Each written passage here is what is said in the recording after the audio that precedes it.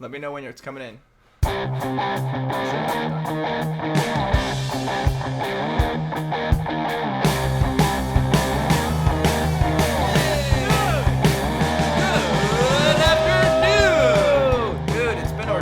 That feels like 3 years. I was driving over here. I was like starving. Like the first thing we did when I got here. Dude, you're just like, yo, I'm starving. Let's go get a sandwich. You're like, I hate going there. I hate going to that sandwich place because they never have anything good, dude. Yeah, I go there and they have like 20 sandwiches on the freaking menu. They all look amazing. They have like 20,000 sandwiches, so it's kind of overwhelming. You don't know what to pick. Dude, you picked out the same exact thing that I got. I was like, let me get the Paul Newman. And they're like, it comes on pita bread. Is that okay? I was like, I don't want a sandwich on a freaking pita bread. I want sandwich on a sliced piece of white bread, dude. A classic sandwich, dude. And I got the exact same thing as like, just give me that, but with wheat. With wheat bread because I'm healthier. Dude, we saw the funniest thing when we were eating our sandwich. We had a little window seat. It was like a movie where like you have like the bench seat where you're sitting right next to the window and you can overlook everything. Except when we looked outside, it's a parking lot. And what was going on out there, dude? So this. It was a movie. This was like a movie. It was. It really was. So there's like this fat guy walking by, and he pulls something out of his pocket, but he had all of his money, wadded up in his pocket. He had like 13 20s just pop out of his wallet. His cash, yeah. I don't know what he did because you pointed it out. You're like, look at this guy, and it's like this fat guy. He looks like Dennis from Jurassic Park. That fat guy. He's like, you did not say the magic word.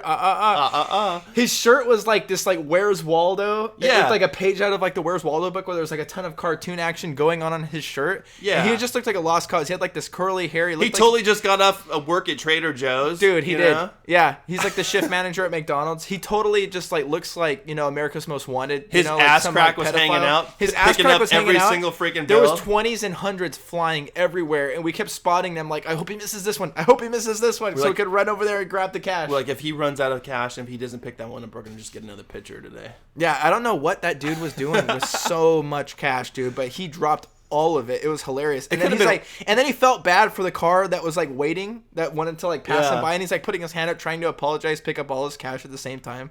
It was freaking. It was pretty sad, dude. It was a sad sight to see, but at the same time, we were just laughing, man. And we were like, at the end of the day, like, hey, crack kills. Yeah, we said crack definitely kills. And speaking of crack and white things, dude, on the way over here, dude, I had like the most white moment. Tell me about it. Of my life. Tell me all right, about so it. Dude, I'm getting dressed. I'm like, okay, all I have to do today is podcast. So I'm like, all right, cool. I'm going to get up at like 10 or 11, get up, take a shower. Today we're recording out in Huntington Beach. So I'm getting dressed, and I see like I have like a trash can inside my closet that I don't put trash in, but I just keep all my hats in it. That's disgusting. And the top hat is like from like the Donald Trump campaign, the Make America Great Again. I forget who bought it for me. I was like, I just felt like whenever you podcast, you kind of want to shake things up a little bit. So I was like, all right, I'm just going to wear it. I throw the freaking cap on. As soon as I walk outside, there's just like this like Mexican guy is just looking at me like, I hate you. And I'm like, God, dude, am I even going to get out of the apartment complex today? So as soon as I get out of the apartment complex, I'm like, as you know, like the exit right there. He's like, I know what apartment you're at, fool. Yeah, dude, it's your like, shit's gone, homie. Almost, man. He's ready to slash my tires when I go back. As soon as I get out of the exit, it's like Telegraph and Lakewood, and you get right onto the 5. Take the 5, 605, 405, and you are in Huntington Beach. But I'm on the 405, dude, and I've got this like hat on. At this point, it's like backwards now, so that like if I'm looking at anyone out the window, of course the Make America Great Again slogan's not like right in their face. But then like of all songs, like Freebird comes on, and I'm not thinking at this point like that this is gonna be a topic on the podcast, but I start singing the song, and I'm like, I'm as free as a bird now. And then it gets to the end, and this bird you cannot chase. And I got this hat on, and I just stopped. And I'm like, I look like the most racist piece of shit. POS rocking out to like this southern rock and roll band with this Donald Trump hat, a stupid Star Wars shirt on and everything. And but it was good. I've had it was more than that though. Like I've had a couple like white moments this week. It was this week and last week. So last week, dude, I was like at the OC Fair, right? And how was that? Dude, it was the freaking bomb. Like I haven't been to the OC Fair in a while. I'll get into like the junk food and everything like that, but I went with Isabel, and so I was telling her like they had this like one like they had this like sign for it was like a destruction derby. And I'm like, yeah, destruction derby at a fair, that's going to be like kind of half-assed. They're going to have like 2 cars maybe. But Dude, the OC Fair is just this huge fairgrounds. Yeah. We went in there. They had massive. they had figure eights. They had a destruction derby. They had literally What's a destruction derby? Destruction derby is where you have like what I thought would be two cars. Literally, they just like keep running into each other until like one car won't run anymore. Different than a figure eight? Figure eight is like, imagine like a track that looks like an 8 and it's only outlined by chalk. Okay. You know, and you get like 8 cars and they're just driving in a circle 8. So eventually, So it's essentially like bumper cars. well, the first With real person to cars. finish the amount of laps wins. So you're going to have every car trying to finish first. Yeah. But once they start, and if you're having a figure 8 track, there's that intersection Right. where cars are going. The guy who's going fast, he's trying to get through as quick as he can, but the guy who's in the back, he might be at the tail end of the intersection, whereas the guy who's going the fastest might just be getting ready to go through from the other direction through that intersection. Right. So you start getting crazy car accidents. So they had the figure 8s first, and then they had the destruction derby. And whoever wins the figure 8 has to participate in the destruction derby. And they're literally fighting for like $250.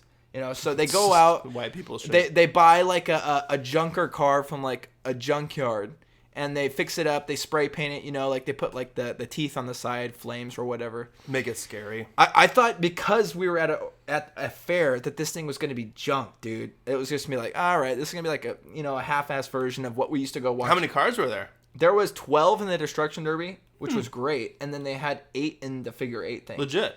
That's good. Dude, it was amazing. We used to go out like just for that show alone. I remember Dad used to take us out when we were kids to go to like the Irwindale Speedway. Yeah. And first you would watch like a giant race and just like the classic oval track, like yeah.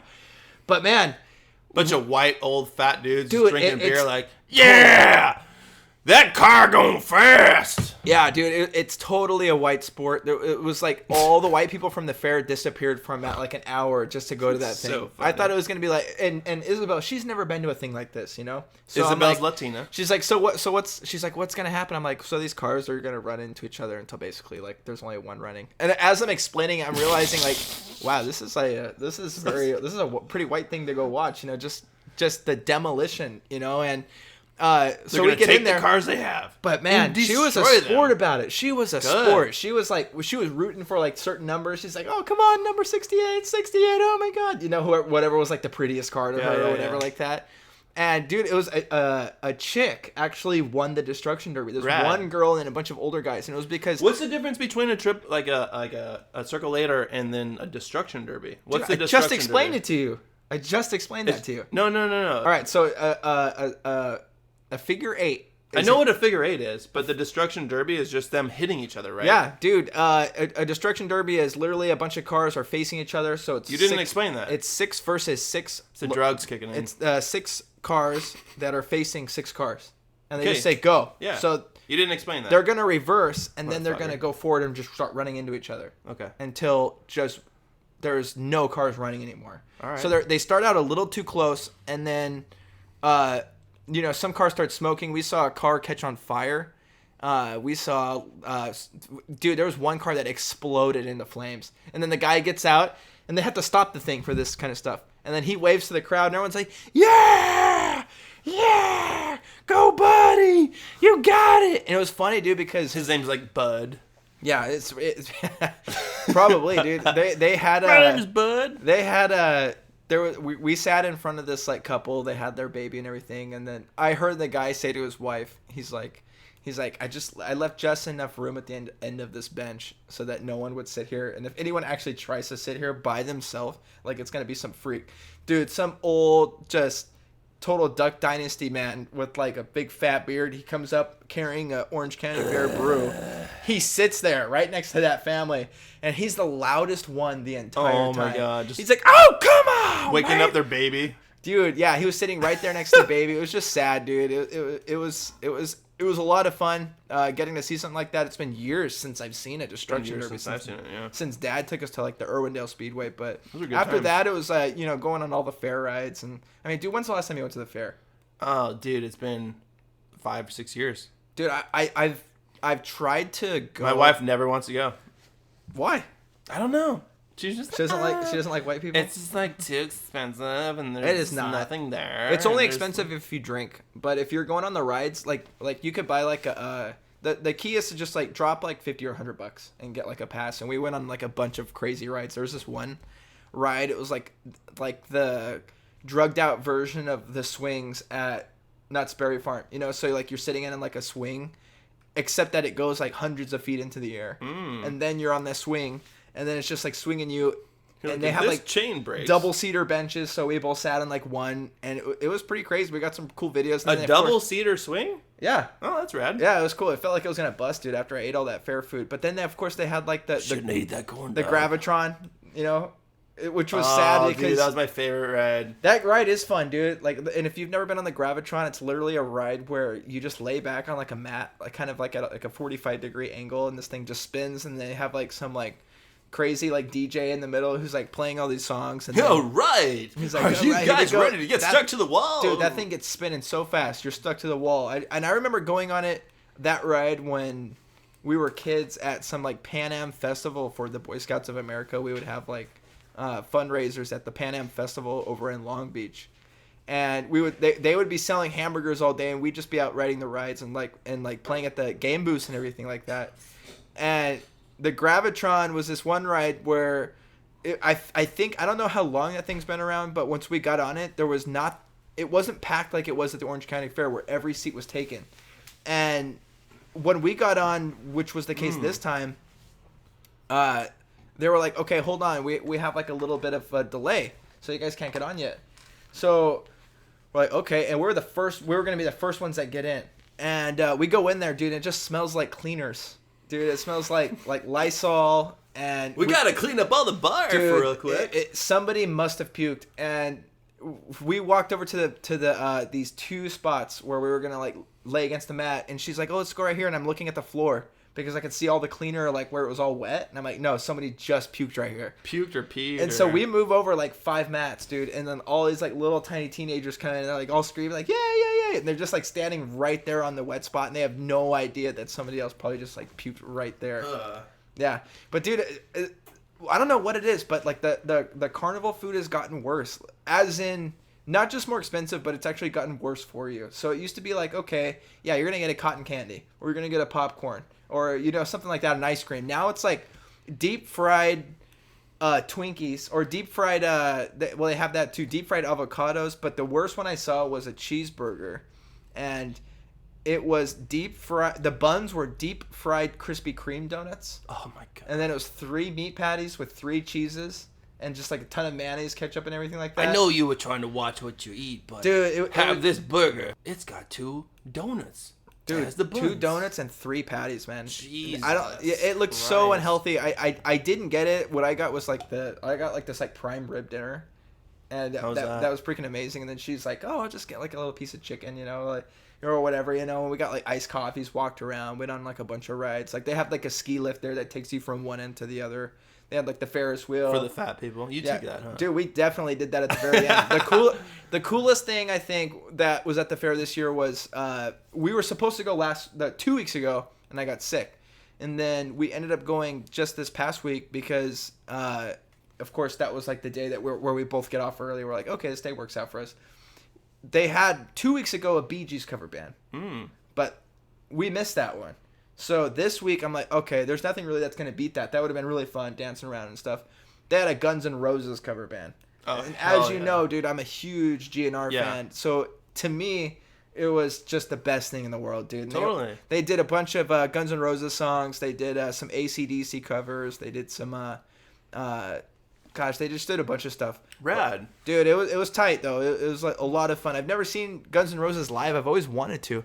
But this felt like the guy was like, yeah, so, you know, he was on it, dude. Like, they looked like the band. It was funny because, like, one of my favorite musicians in Guns N' Roses is Izzy Stradlin. Yeah. He's like the underrated guitar half, you know, across from Slash. And he never gets any credit.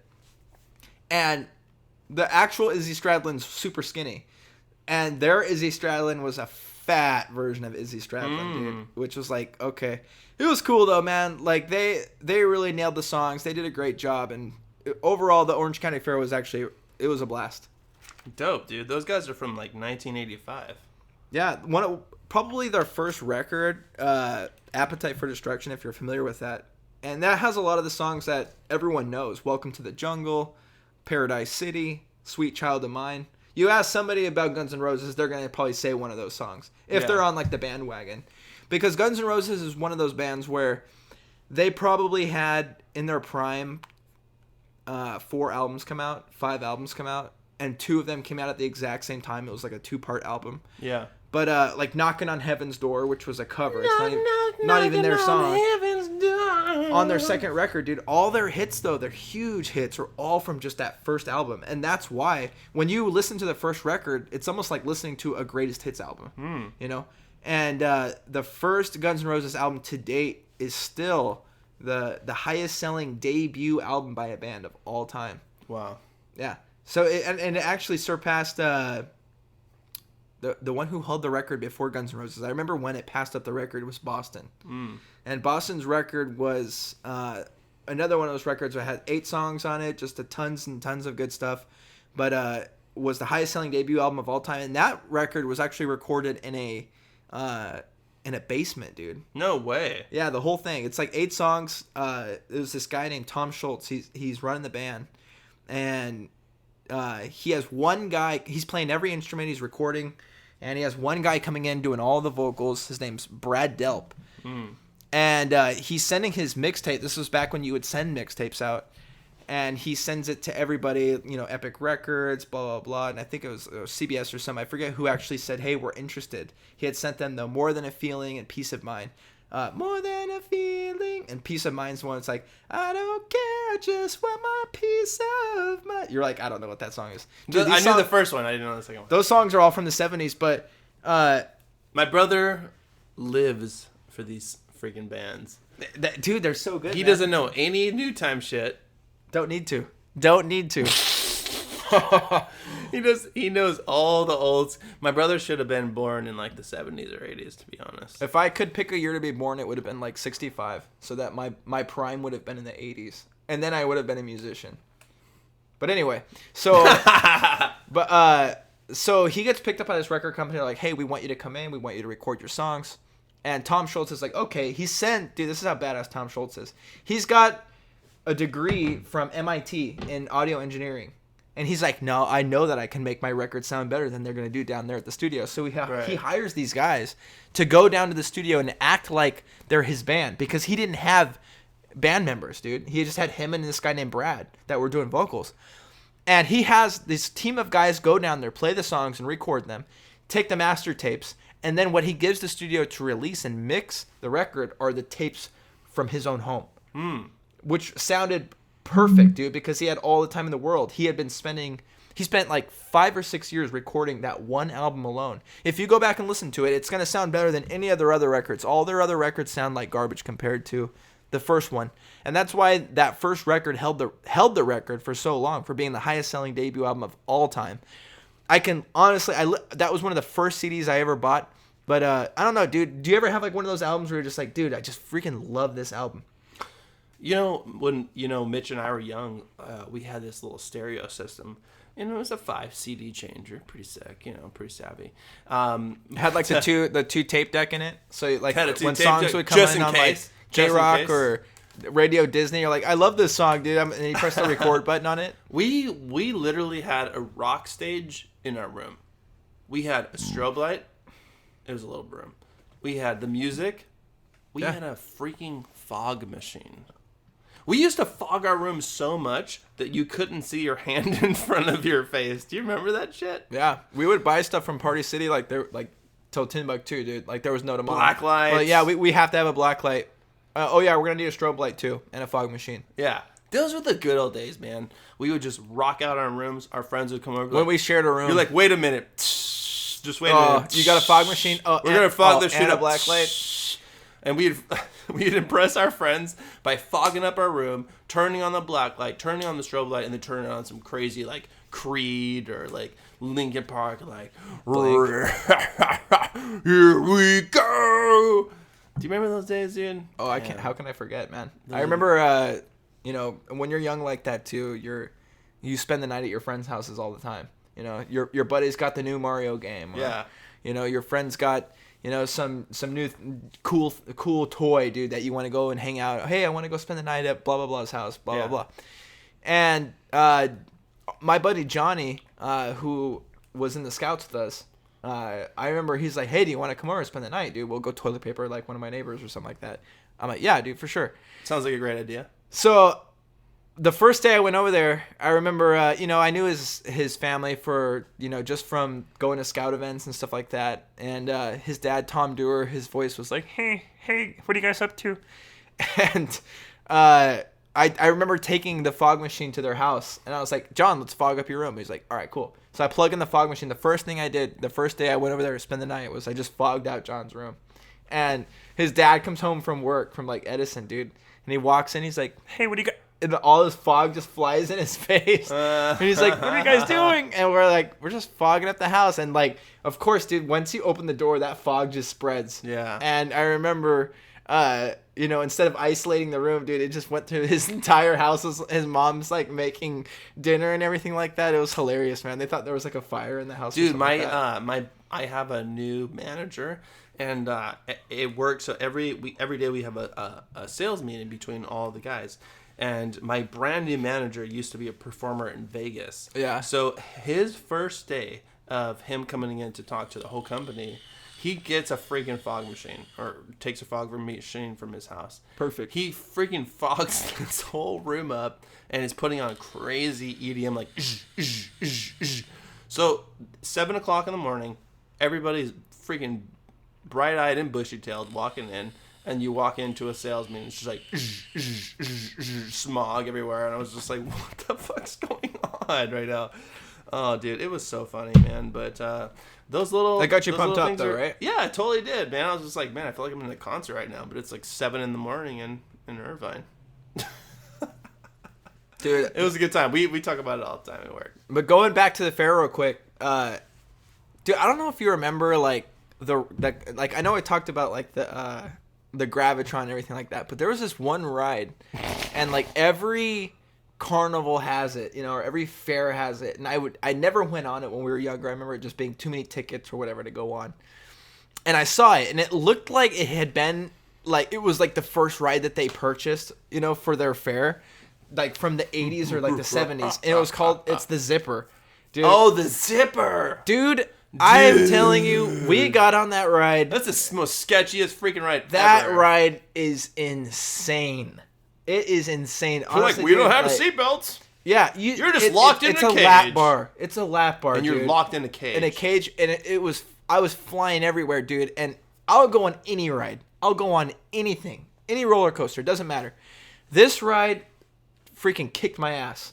And, dude... gnarly. It did make me a little sick. Yeah. It doesn't mean I was scared of the ride. It just means that this thing just knocked me around that much to where my stomach felt like, dude, this thing's intense. I must have eaten, funnel cake, maybe some ice cream, a couple cheeseburgers, prime rib dinner. Dude, tequila. Yeah, it was like that scene from The Sandlot, man, where I was just ready to blow freaking chunks everywhere. Dirty. And I didn't, thank God, dude. I held it in me. And the one thing that we didn't do, because there was so much to do, and that whole figure eight thing and the Destruction Derby took up an hour and a half. But the one thing we did do was play like their carny games. They have like, or go on like the fun houses or anything like that, because they have like the stupid House of Mirrors and like the haunted house. You see like a guy in an electric chair. But we didn't play any of the games. By the way, which Dad I wanted to do when he was 16. Huh? Dad used to volunteer when he was 16 to get into a haunted house. Yeah, our dad was like the guy in the electric chair. And he would act like he was getting electrocuted. Shout out to our dad. Okay, sorry. Anyways, that's when he worked for. That's right when he started working for Lakewood. He still does that in his lazy boy. No, you kids. Maybe, dude. He's got like some new chairs to the house now, because when we were growing up, Dad always had a chair. Always had a chair. Like you don't sit in that chair. That's the king's chair. He would say. Like if we're about to eat and you sit in that chair, he's like, get on my chair. Yeah, get it. That's the king chair. That's the king chair. So you could sit in it during the day. Like, sorry, Squire. Get out of my chair, you Squire. Dude, yeah. During the day, like, because we were homeschooled and everything like that. During the day, like, if we were homeschooled, you can sit in his chair, cool. But when Dad comes home from work, dude, and you hear him and he's walking in through the front door, his knees cracking and everything like that. Dude. Get out of the king chair. Speaking of knees cracking, So our dad has this like little crack. I don't know if it's in his ankle or his knee. It's in his but knee, every I think. yeah. I think it's in his ankle. Every time he walks, like Yeah, you'd hear him coming down the hallway. it's like a metronome. So dude, no bullshit. A couple weeks back, I was climbing up the stairs to go to my work because we're on the second floor, and my nick's going. I'm like, this shit's hereditary. Yeah. I was like, so I text my brother. I was like, do you know Dad's little crack in his knee when he walks? And he's like, yeah. I was like, dude, I have that now.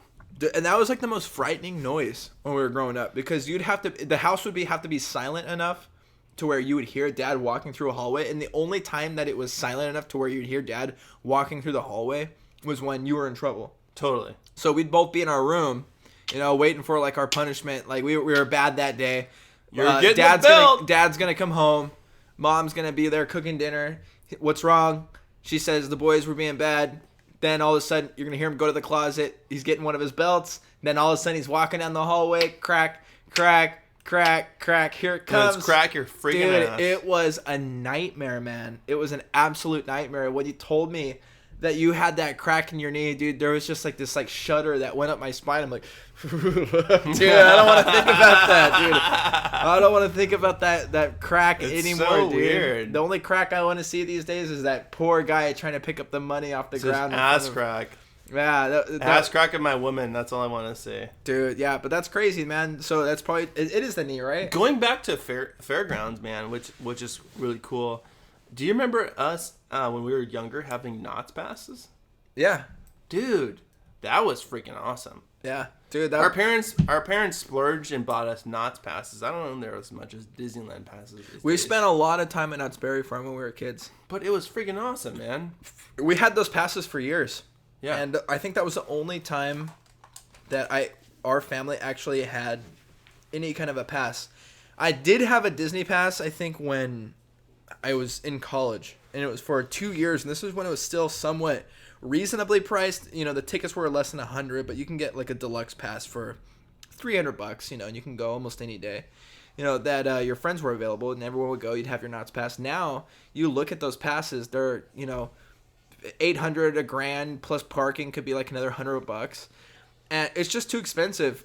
I went to, and that's just Disneyland though. I went to Universal probably a month ago, and it was one of those things where Universal, they practically give their passes away because you always see those billboards in Los Angeles: buy a day, get a year free, or buy a day or 2 days or whatever, get like a super hopper pass, or I don't know. But we went there and I got 2 passes, one for me, one for Isabel, and it was, I think, maybe $100, $120, nothing bad. But that's like 1 day hopper ticket over at Disneyland. That place is just, it's through the roof, and I don't think they want to charge that much. I mean, of course they want to make as much as they can, but there's just too many people that want to go, because even at $120, that place is packed to the brim. And there's certain things about Disneyland I love. Disneyland passes are crazy expensive. Yeah. They're like $500. They're like, oh, you want parking? Here's another $100. There are certain things about Disneyland that I love, like the food, and then there's other things I hate about it, like the lines. Yeah. Like you go there, it's a line to park.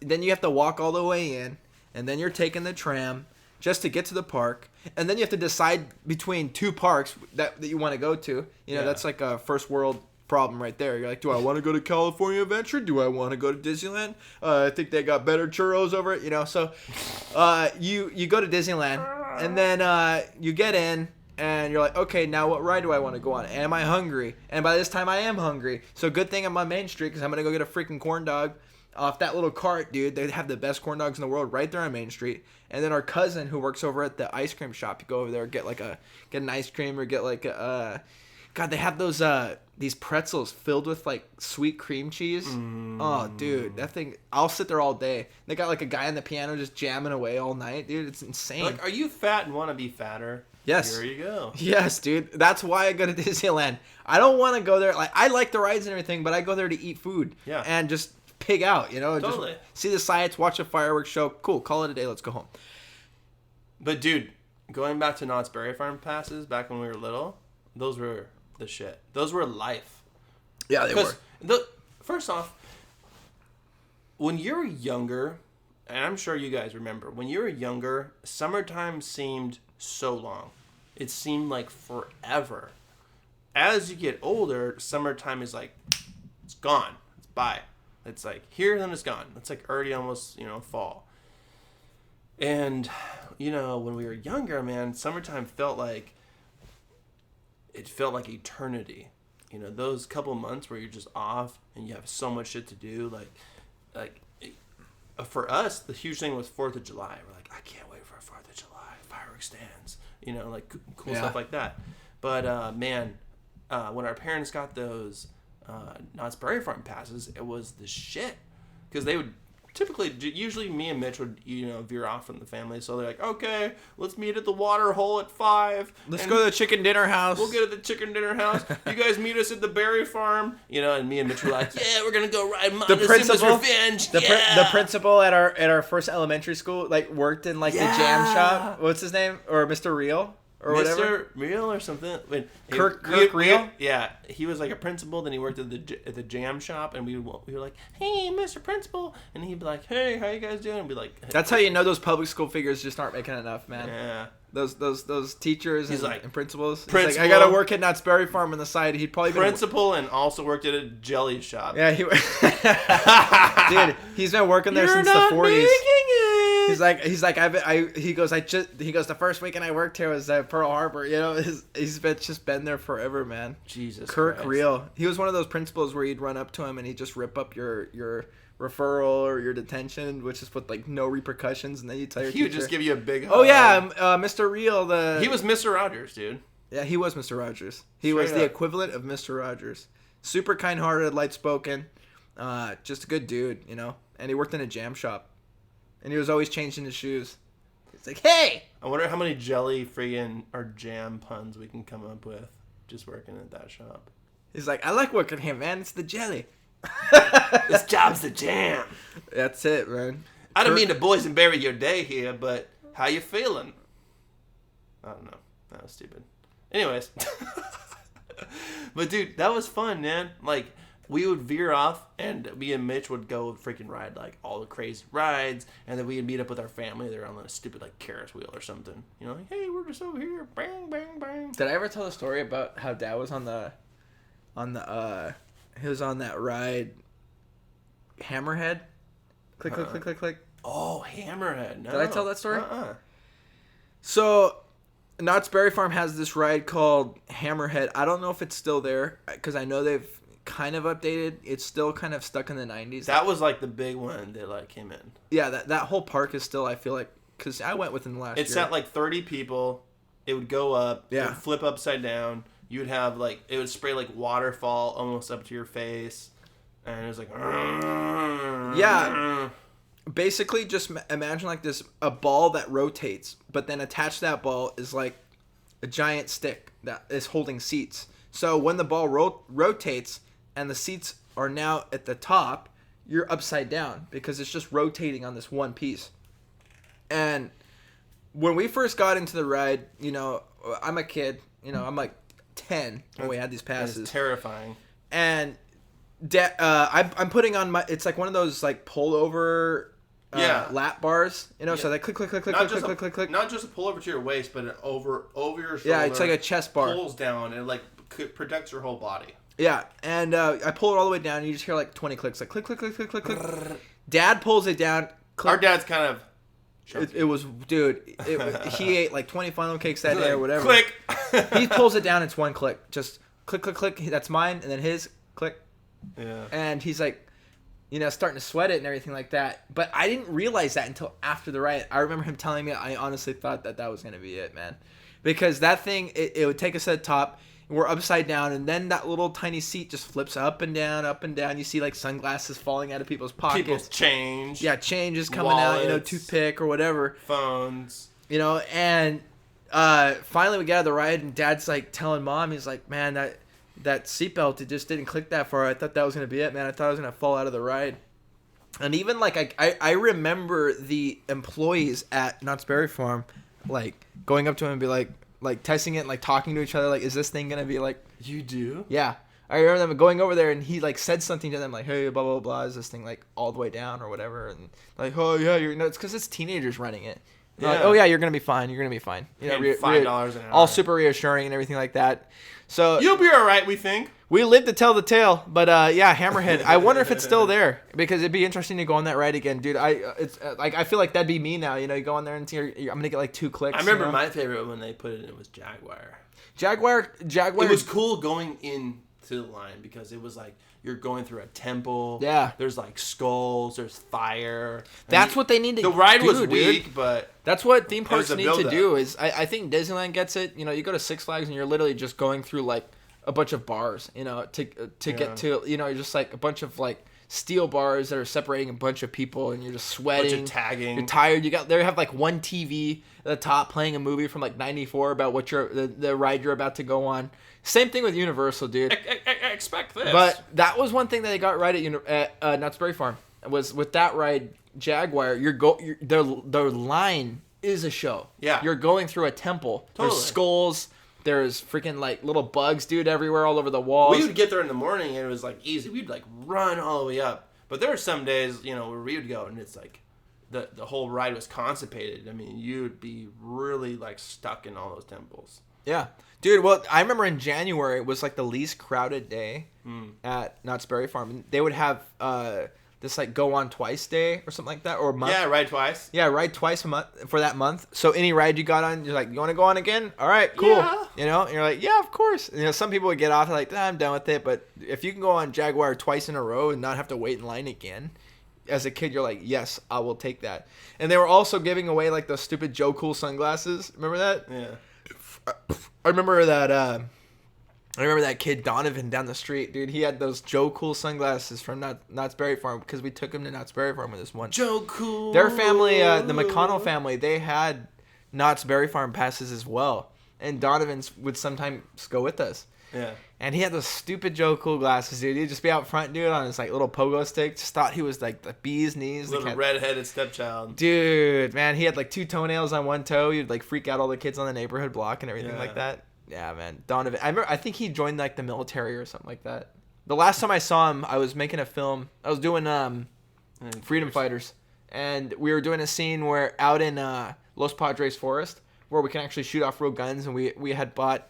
We were doing a scene where the Americans are trying to overtake like an oil derrick, and of course, you know, we set up. We actually built a wood oil derrick, and the fences that were the perimeter of it that were supposed to be being guarded by the Reds and everything like that, because it was kind of a rip off of Red Dawn. It was all like the Reds are totally like guarding like the perimeter. We had like 5 guys dressed in all black, you know, with AK-47s. Nice.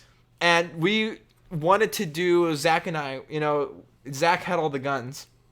We wanted to go get blank ammunition and shoot it at our actual actors. And nobody wanted to do the scene with the shotgun, with the blank shotgun shells being shot at them. And basically the scene is this oil derrick, we have all these Americans inside of a Jeep are going to come flying down this freaking hill, drive right through the little fence that we had set up, which was just tarps on sticks. So it was like a tarp stick fence. And the first guy that's in the Jeep, his name is Bruce, he's going to pull out a shotgun, pull it out 10 feet away from the Red, blow him away. But we actually wanted that shell ejecting because we wanted like total Counter-Strike. The only one that wanted to do it was Donovan. And he was like, okay, yeah, I'll do it. We still put a bulletproof vest on him to shoot the scene. And nice. To this day, I'll still remember Donovan went out there with us, and this kid was just crazy. He told me after we shot the scene, he was like, something actually hit my chest when we shot that, dude.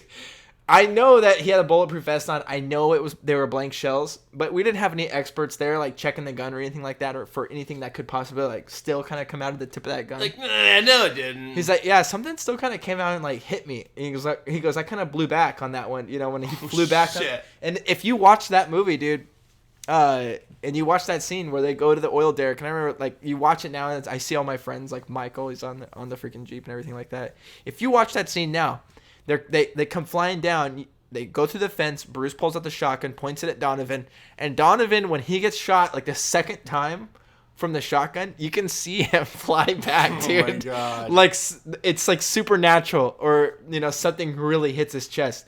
Either he's a great actor, or something really flew out and hit him hard enough on the bulletproof vest where he really. I guess this was a real shell.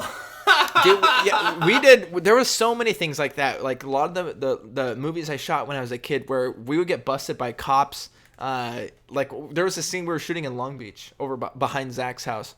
It's my buddy Zach. We used to make a bunch of films, and we were behind Zach's house, and it was this one scene where it was just 3 of these like freedom fighter guys like walking at night, and they've got like their guns and they're talking about how they're gonna go do this invasion and everything like that. And this one guy like surrenders and they get captured. And we had, of course, just a bunch of guys, bunch of guns. The cops come. They're like, "What are you guys doing? Do you have a film permit?" We have nothing. We don't have permits or nothing. We haven't told anybody. We're just said, "Look, this is." How old were you guys? This was my 3rd year of college, junior year, so I was 21. Okay. Yeah. And we had no permits or anything like that. It was always just kind of off the cuff filming, and none of it was like super professional or anything like that. You have 1 camera guy, you have 10 actors, 1 director, and 1 guy on lighting or something like that. And I remember getting busted there, and then also one other time when we were filming at our house. And when we were filming at our house back in Bellflower, that's when I lived with Mom and Dad, I told our dad, I was like, I need to turn our backyard into a giant base for these freedom fighters. So just think of like a modern day invasion from the Soviet Union and the Russians. And these guys got their dad's shotguns. They've got whatever they can find in the house, whatever pistol they have lying around. Yeah. It doesn't matter. Whatever gun they can get their hand on, and they're going to build a base. They're going to defend their neighborhood.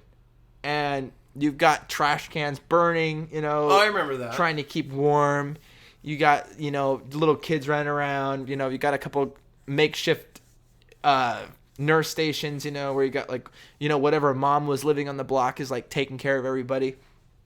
And we had this giant set in our backyard, completely made out of drywall, tons of drywall, and we would graffiti it and make it look like this burned out city.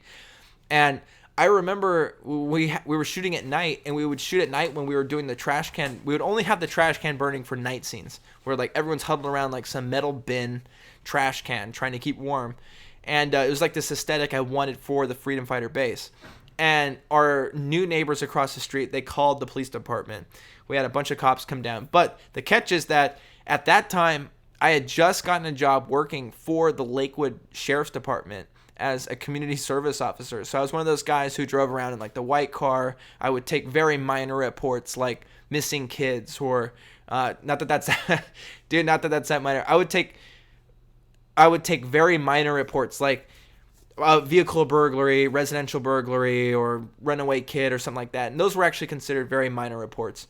And so that's the kind of stuff that I would do. And I was still on like a training period. So we have like these people that are coming to our backyard. And I lived in Bellflower, and the Lakewood station was in charge of Lakewood, Bellflower, Cerritos, Paramount, and Hawaiian Gardens.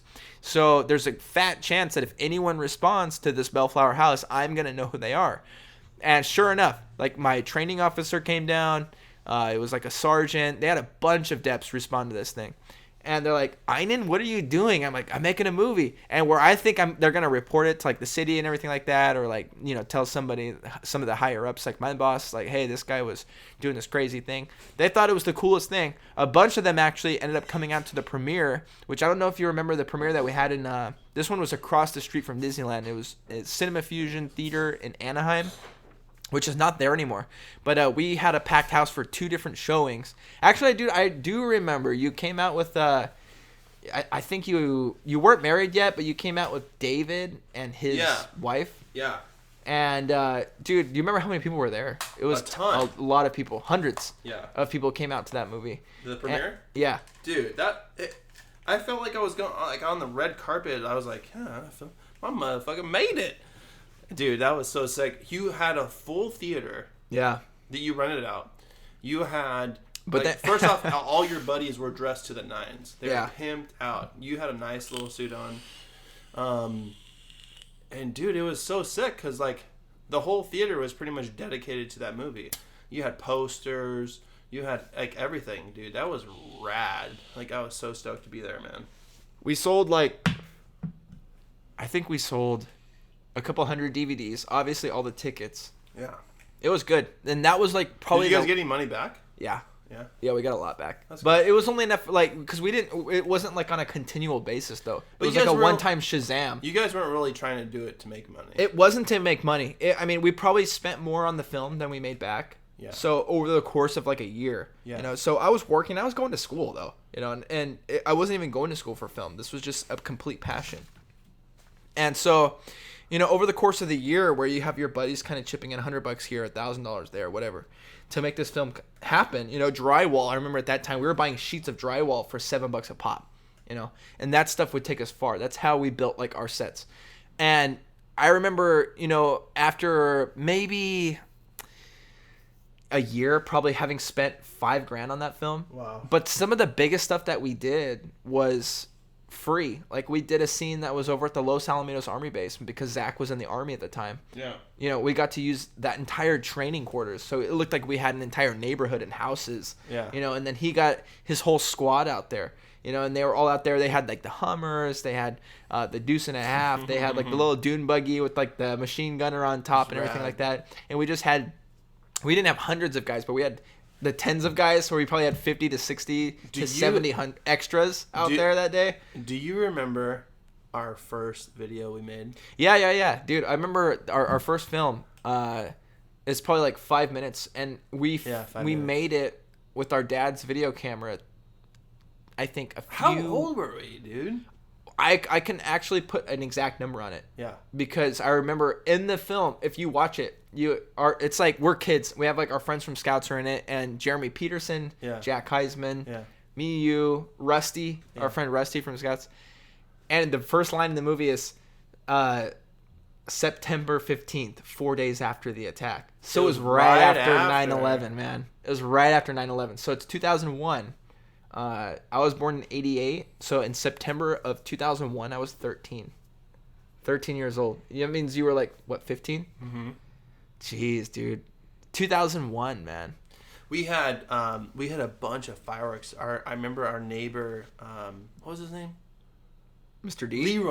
Leroy, yeah. He was a truck driver, and he used to bring back all kinds of, like, fireworks. I remember one summer, he had brought back, like, a ton of fireworks. I'm like bottle rockets, smoke bombs, like everything. And he just gave them to the neighborhood kids. Yeah. And I remember I stashed a bunch of fireworks for that show, you know, for that actual shit. And I was like, dude, we got freaking smoke bombs. We got this. We could do that.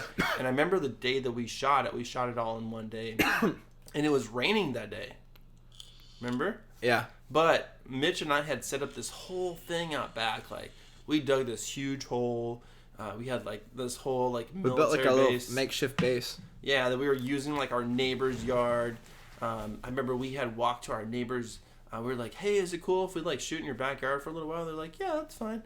And so we had set up this like whole big thing, and my brother was using my parents' camera, and we had like our buddies just crawling through the mud, like. Just like military crawling on the ground in the mud, just setting off smoke bombs behind them. It's like totally cheesy. It was like totally cheesy. And I remember back in our backyard, it was kind of like raining. It was probably like December, and we had two different bases set up. We had one that was on one side, one was on the other, and then we had like big shields. We like tagged like all the wood that was up on there, like USA, and then we had just once we started filming, we would set all these like cheesy ass smoke bombs off, and then, like we found like this big giant plastic PVC pipe, and we spray painted it green and brown to make it look like a bazooka. Yeah. And then we did this like really like what we thought was like this, you know, super crazy shot where we put the camera behind the bazooka, aimed at the bad guy, so you got like a perspective view, and we shoot a bottle rocket, one little baby at you and Jack, and then it just goes and you see like two little leaves like pop up. Dude, we should post that video on. That's so we should post that on our funny. Facebook. like that video. Well, let's do it. Yeah. Let's do it. So you guys can watch it. You can see exactly what we're talking about. It's so cheesy. We'll go ahead and but we were young, dude. It was like 16 years ago. Yeah. Dude, we were youngsters, man. Like that was our first movie. I was like 15 or something, 16. Like after that, I remember doing like a Terminator 2 remake. After that, like you guys started like Rocky. We did a Rocky movie. I was like kind of like we were just ripping everybody else off. My whole deal was I was just like working and like whatever.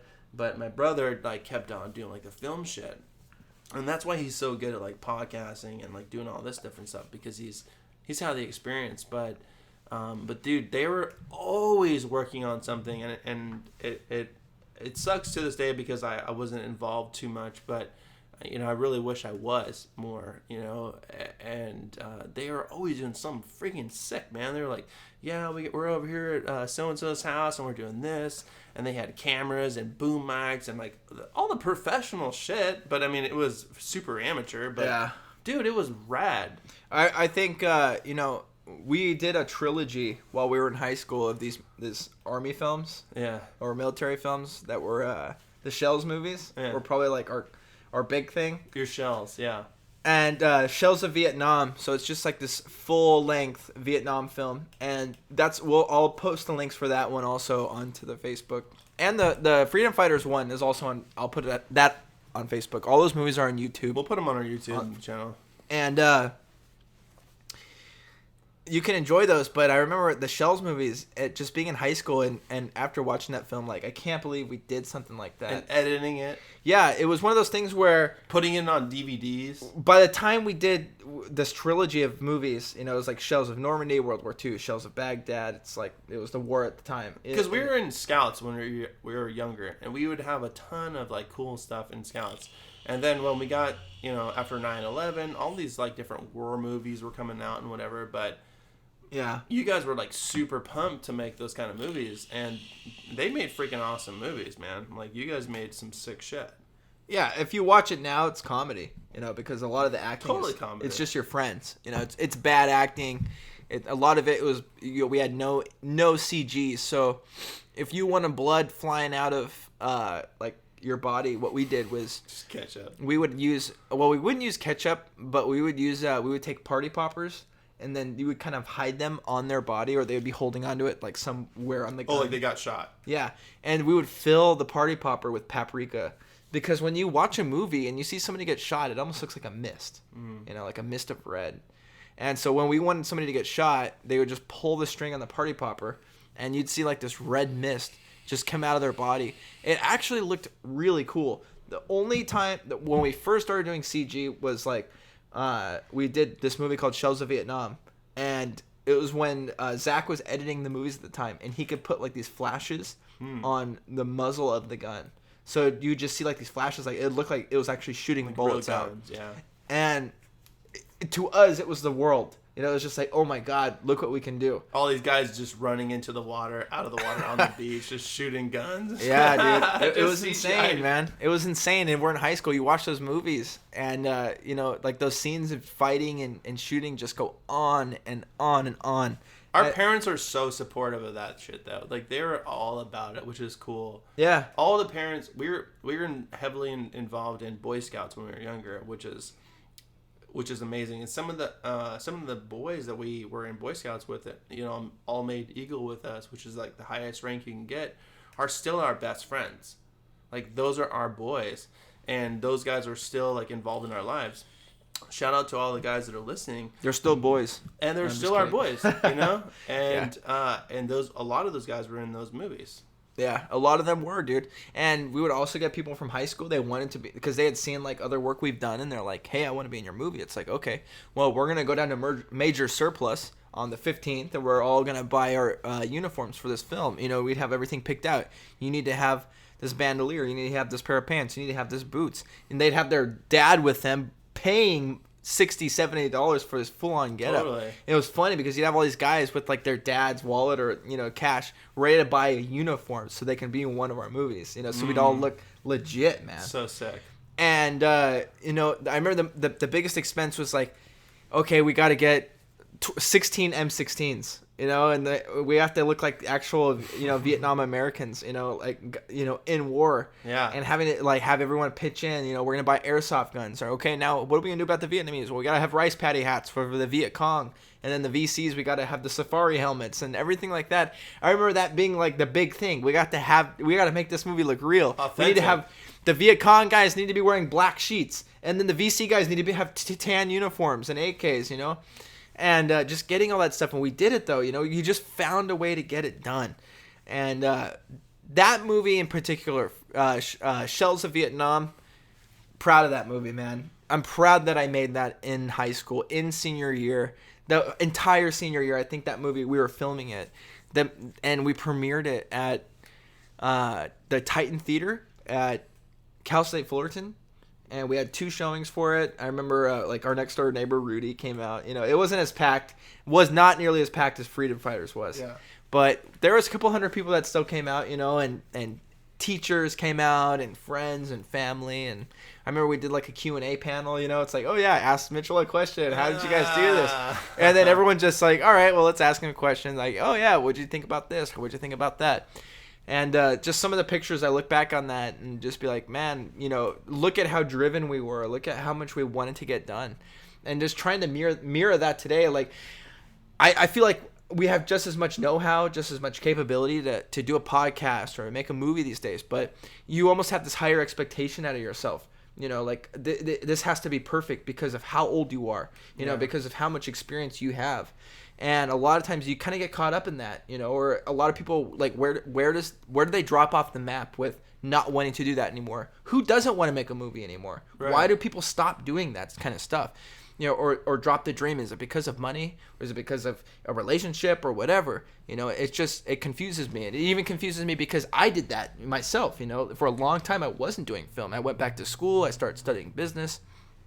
And I had, like, this, you know, I had this, like, hole in my heart, you know, like, where it's like, man, I felt like I wasn't fulfilled, you know what I mean? Yeah. And when I got out of college and I graduated, I got a job, I was making money, I got an apartment and everything like that.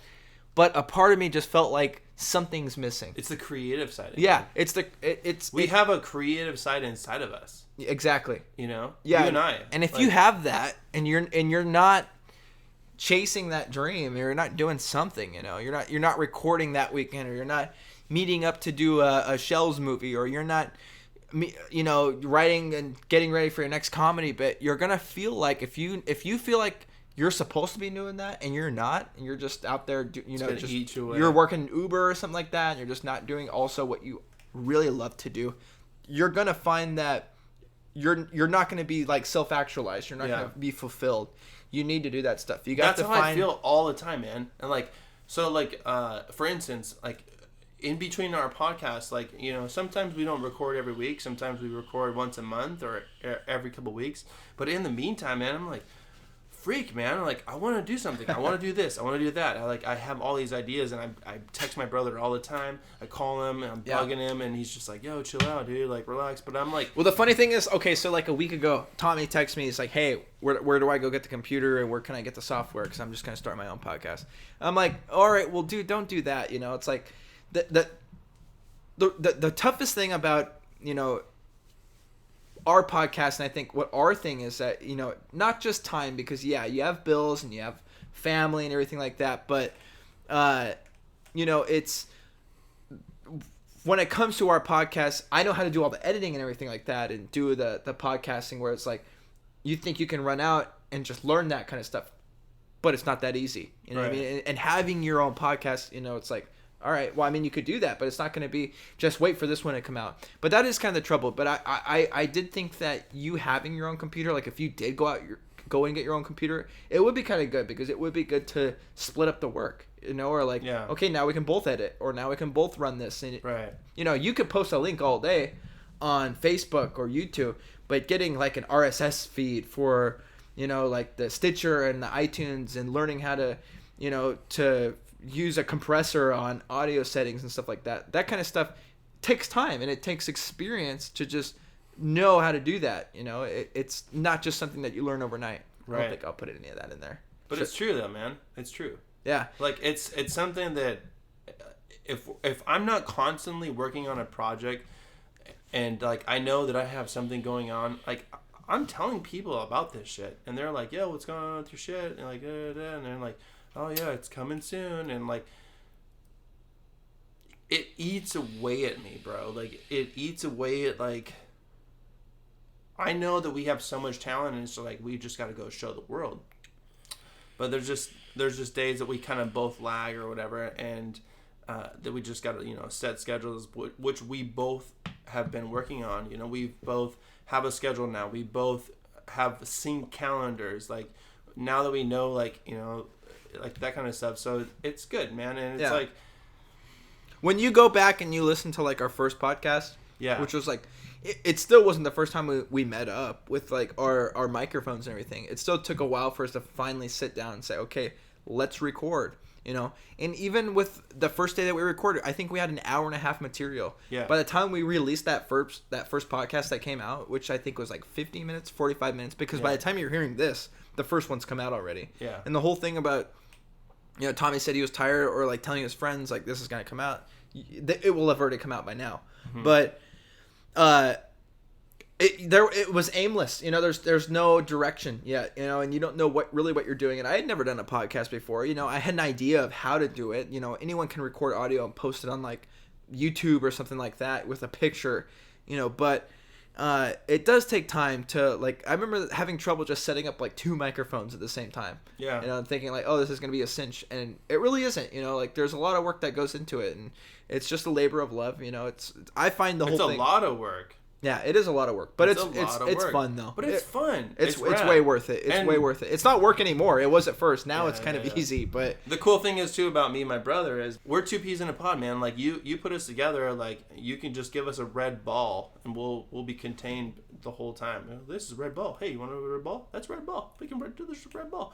It's easy between us. It's we just bounce shit off each other, and it's great. And that's why this podcast works, and that's why you guys are still listening, and we appreciate it, and we love you. And I don't know, man. What do you think? Yeah, dude. I agree. It's a lot of work. But I don't feel like it's a lot of work once you're recording. Like, I don't think putting down material on paper is hard, because like even today, I think we wrote down some points, like just in a restaurant right before we even started recording. I never thought that was hard. It's the editing after, and it's the getting up early and getting things set up. That's the tough part, like that part is like, it's only because you could be maybe doing something else that you want to do. But how could you not want to do this more? Yeah. And I always ask myself that question: why do I want to sleep in, and why do I want to just loaf and watch Godzilla on TV when I could be podcasting? And sometimes you really do feel like doing that instead, and sometimes you really feel like, what, today I really feel on fire, man. I'm gonna go out and I'm gonna podcast and I'm gonna get stuff done. So I think the biggest battle is just doing it when you want to, and doing it when you don't want to, and just following through no matter what. If you're lazy that day, that doesn't mean you don't podcast that day. That doesn't mean you don't write that day. That just means that you need to get through this cloud that you're in and get through it, and just man up. Straight up. Because it's not going to be fun all the time to get stuff ready. But once you start podcasting, you'll always come through and you'll always say, that was worth it. Yeah. I'm glad I did that. Totally. And everything that I ever did, like all the movies and stuff like that, I look back and I say, I'm glad I did it. I'm glad I did it. I'm glad I did it. And I remember half of them not wanting to do it at the time, or I didn't want to do that scene, or I didn't want to go the extra mile to put up that piece of drywall or create the scene that looked like that. And then you'll look back and you'll start saying things like, wow, I wish I did this. Wow, I wish I did that. Yeah. The point is, I don't want to be a 70-year-old man and be like, well, I wish I would have did this. I wish I would have did that. Like, in my lifetime now, I'm 31. Like, I want to, like, do fun shit. Like, I want to do cool shit. And, like, this is, like, one of the things that I've wanted to do for a long time. And doing it with you is, like, my dream. You're my brother. And, like, and we have freaking great times together. And, like, it's fun. You know, I love doing like podcasts together. It's so much fun, and like, and then we get to share like cool stuff with you guys, and you guys get to hear like, you know, cool stuff that's going on in our lives and in our past, and we could like get to share that stuff with you, and it's rad. Yeah, it's always interesting to me, like thinking like who's still listening, who is actually finding this stuff fascinating, because a lot of it is what was or what's happening. You know, less than like it's just like eventually we're gonna have people. It's a commentary, of like what's been happening or people or on our podcast happened. that we're gonna be like interviewing and stuff like that. But sure. Obviously in the beginning, right now, it's you and me, man. Yeah, and it's still cool though. And hope you stupid idiots enjoy this. Yeah, like I was saying, you know, when you're thinking back like about, you know, oh, I wish I did that, or oh, I wish I did that differently. The point is this, and I'll take this from my buddy Ryan, who he has his own podcast, The Influencer Economy. Better done or better finished than perfect. Because nothing's ever going to be perfect, man. You know? It's true. You could sit back and you can like cut this out and be like, I don't know about that. Like, I need to EQ this drum, or, you know, I want to get that fade better on those two pieces of audio, or whatever. Just put it out and keep going and move forward and just keep re-releasing material, or release it and just go from there, you know? Like, we have tons of material, and at this point it's just putting it out there. I wouldn't trade it for the world. I think because we're working together. Yeah, most of it's all in your head though. It is. Because it's just like, when is this coming out? And the one thing that we learned was like, don't maybe talk about to your friends, you know, I'm going to release this, you know, when you don't know how far it's going to be out. Right. So it's just kind of keeping your mouth shut. I have friends that bug me all the time. Hashtag Brian, you know who you are. You know you're bugging me all the time. Brian's like, where is it, man? What's up, man? Fake news. But you know what? Those are the people that push you to do better, and we appreciate all you guys listening to our podcast, and we love you, man. We're just going to keep putting out badass content, funny stuff for you guys to listen to, and we appreciate and love you guys. Dude, I had like the worst nightmare last night. I don't even dream that often, and it's funny because, you know, not only do I not dream, or daydream at least, I do, but I don't dream that often, but let alone have a nightmare. Are you recording? So, yeah. So, we're going to call this I woke up twice. Okay. Because last night I woke up 2 times, but in reality. And what does that mean? So yesterday, let me start by saying this, you know, and I've talked about, you know, watching horror movies in your youth and watching horror movies in your later years. Okay. And there's certain movies, like when I watched Halloween when I was a kid, for example, that was scary. When I watched Goosebumps, that was scary. Goosebumps. Yeah, and that's like on Netflix now. Well, the only movies that have scared me recently that where I was like, wow, this is actually kind of creepy, or like this movie was Babadook on Netflix, and then now yesterday it's Jackie's birthday, so that's my girlfriend's sister, and she wears all black. She wears like the black lipstick. She looks like Gothic. Yeah, super goth chick, and like Marilyn Manson status. Okay. And she's like, oh yeah, all stoked. She wants to go watch this movie called Annabelle 2. So I'm thinking like, oh yeah, it's like gonna be some Disney movie or whatever, you know. And then I watched the trailer at work, and it's this movie about some doll that comes to life, and it has like, you know, some crazy like spirit living in it. And, yeah, count me out. Dude, that movie was creepy. And I'm telling you, man, like, the movie was basically about like this nun who like opens up an orphanage, and then she can't afford to have like their own building, so she opens it up like out on this like plantation where this guy lives, where his daughter was killed, and he tried to reincarnate his daughter through a doll. He was a doll maker. Totally sounds like a movie I would totally not watch. Yeah, dude. So this like farmer, he's a doll maker, or no, he's just like a doll. So like this doll maker, he's like praying to these spirits to like allow his daughter to like continue living through one of his dolls. And so I guess you know, through flashbacks they show like this doll starts coming to life, and it's like playing records, and it's like talking to him and his wife. Of course. And then one day it like hacks like half of his wife's cheek off or something like that. And then like he locks it in like a dungeon and like puts up pieces of like Bible verses on the wall and everything like that. And it's been locked away for like years and years and years. And then finally he's like, oh yeah, I'm gonna allow like this orphanage that I was talking about of these girls to start come living out at the house. And of course those girls are mischievous and they start going into the room and they find the doll and everything like that.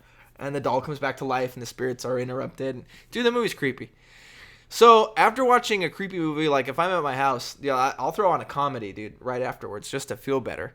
It's like, oh, let's laugh after. Let's throw on like Billy Madison or something. So at this point, we're out of a movie theater and it's like, okay, everyone's going home. I drive them home. I'm going to my house. I walk into like a dark apartment. I'm by myself.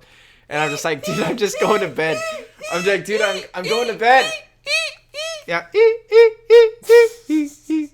I'm gonna get naked. I didn't even take a jump shower. in the shower, dude. I didn't even jump in the shower. I just said, dude, I'm going to bed. I'm tired. And I have this nightmare. And this nightmare is like, I want you to imagine like a worm biting your hand, right? Okay.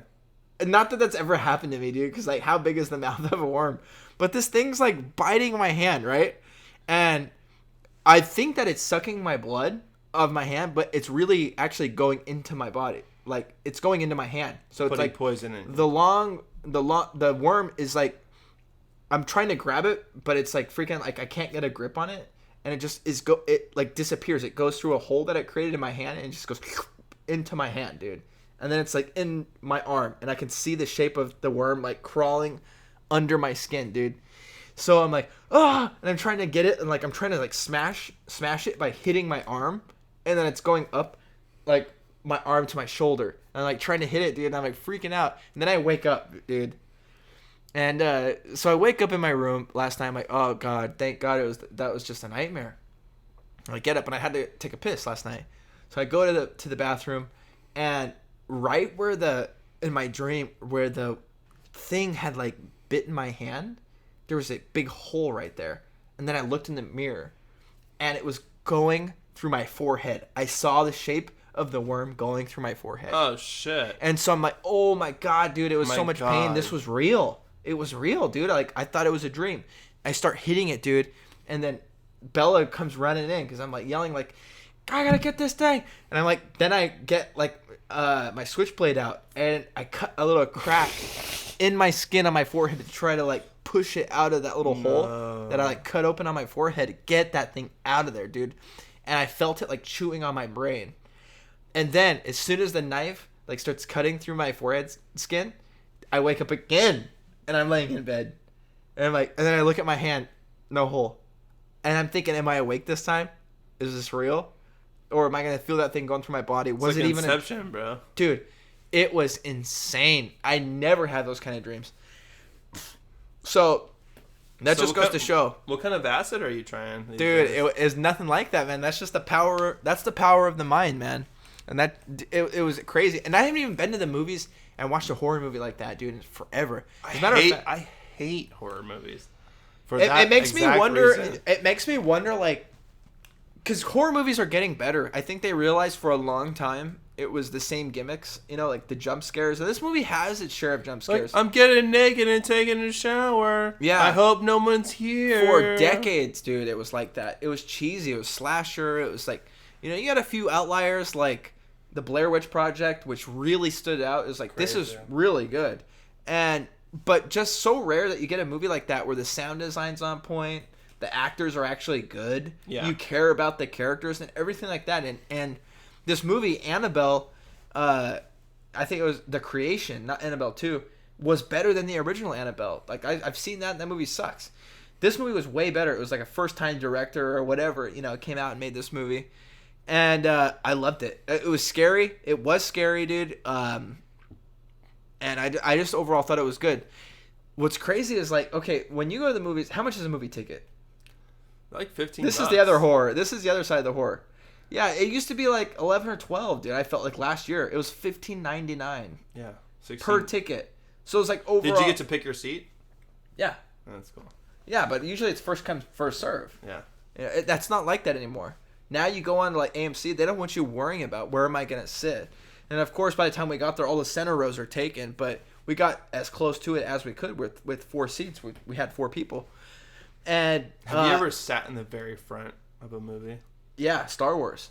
When Episode 3 came out, which was I had to do that one movie, and you're just like looking all the way up. yeah. I was like, fuck this shit. Usually if you have to sit in the front row, it's because it's like opening night or opening weekend, or it's just a really popular movie. Yeah, I'm not about that.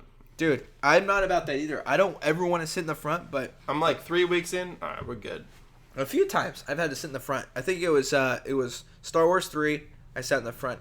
I have to sit in the very Batman, middle of the theater. Middle. What was the Batman that came out after The Dark Knight? The Dark Knight Returns?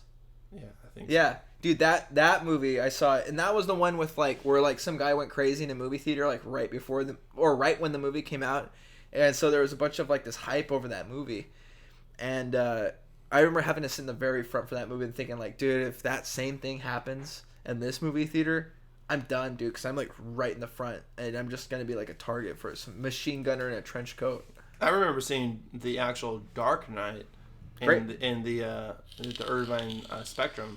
And seeing that on like the huge screen, bro. Like when it was like showing those city views like in the beginning, I was like, I feel like I'm in a freaking helicopter, just like cruising up all these buildings. I was like, dude, that was really rad. That was a big movie, dude. Yeah, it was rad. And it wasn't just because Heath Ledger had passed away and played the Joker, and he did a great job. But that movie is really great. Yeah, you know, the whole thing. Especially when you're growing up on the Batman that we grew up with, which was Batman and Robin with George Clooney playing Batman. Yeah. When I watch reviews now and I see like, you know, a new Batman's coming out, so of course you always get like the top 10 from like mojo.com or whatever, talking about all the Batmans. That movie gets shit on big time. That 1995 or 6 movie with Poison Ivy from Uma Thurman and Bane, the old Bane. Everyone talks about that movie. They say it's terrible. Do you remember when we were little, when that movie came out, collecting all those little pieces from like Taco Bell and shit? Yeah. Dude, who remembers collecting those little stupid stamps off cups, freaking McDonald's fries? It was Taco Bell. Well, Monopoly was McDonald's. Yeah. Yeah, and I think they got sued or something like that a couple times growing up. But I don't know if we talked about the Taco Bell one. But I remember like you would have to collect the pieces and you get like $1 million. Yeah. You know, and I remember Who's Got Bane? Yeah, who's got Bane? Who's got Mr. Freeze? I remember these kids on Taco Bell, like, Mr. Freeze was one of those ones where you get on every other freaking double decker. I haven't eaten a Taco Bell. And you were making us all laugh because you're like, yeah. There's a couple kids over there. They just need Mr. Freeze. And they won $1 million. And I walked over to them and said, do you guys need Mr. Freeze? And they're like, yeah. You're like, and I just ripped up the little piece and threw it in the trash. You're like, devious. Yeah, you're like, they needed Mr. Freeze to win $1 million, which it was actually like a Poison Ivy, which everybody else had it. I'm like, you guys need Mr. Freeze? Oh, I'm sorry. We went to Taco Bell every day. Rip these up. We went to Taco Bell every day to play that game. But that movie was like every time you talk about, we thought it was good. Spray diarrhea. Yeah, dude, we thought that movie was good though. Yeah, when it came out. It was Alfred, and they're like racing in the beginning through all those cities, and like it's like at these Arnold super Schwarzenegger, crazy heights. I am Mr. Freeze. Listen, everybody chill. Everybody needs to chill right now because I am Mr. Freeze. Allow me to break the ice. Yeah, dude. Dude, you can look up on YouTube like Mr. Freeze's best puns. So corny, dude. Yeah, dude, they have like his like top 10 puns. That's like when Arnold Schwarzenegger at one point just didn't care. I think after T2, he said, I've done so many great films where I could just do whatever I want now. And he's like, I'll do Mr. Freeze, dude. I'll do it. I'll do Jingle All the Way, dude. I do not give a shit. I'll do Junior. I'll do Twins. I don't care what you you put me in. I'll do anything for money. Put that cookie down right now and get your mother. Get your mother. So before we go to the movies, though, we went to like this bookstore, and we also went to dinner at Johnny Rockets. And nice. The bookstore was because the girls have like they all read a lot. It's my girlfriend and her sister Jackie. It's her birthday. Perfect. And she turned like 17 or something like that. And their cousin Cindy, who's like in college. And they both have like these giant stacks of books, and they're like, hey, we want to go to this bookstore. We want to sell some books and get some cash real quick. So we go over there. We sell, or they sell like these giant stacks of books that could fit in their backpacks, and they both get like $20.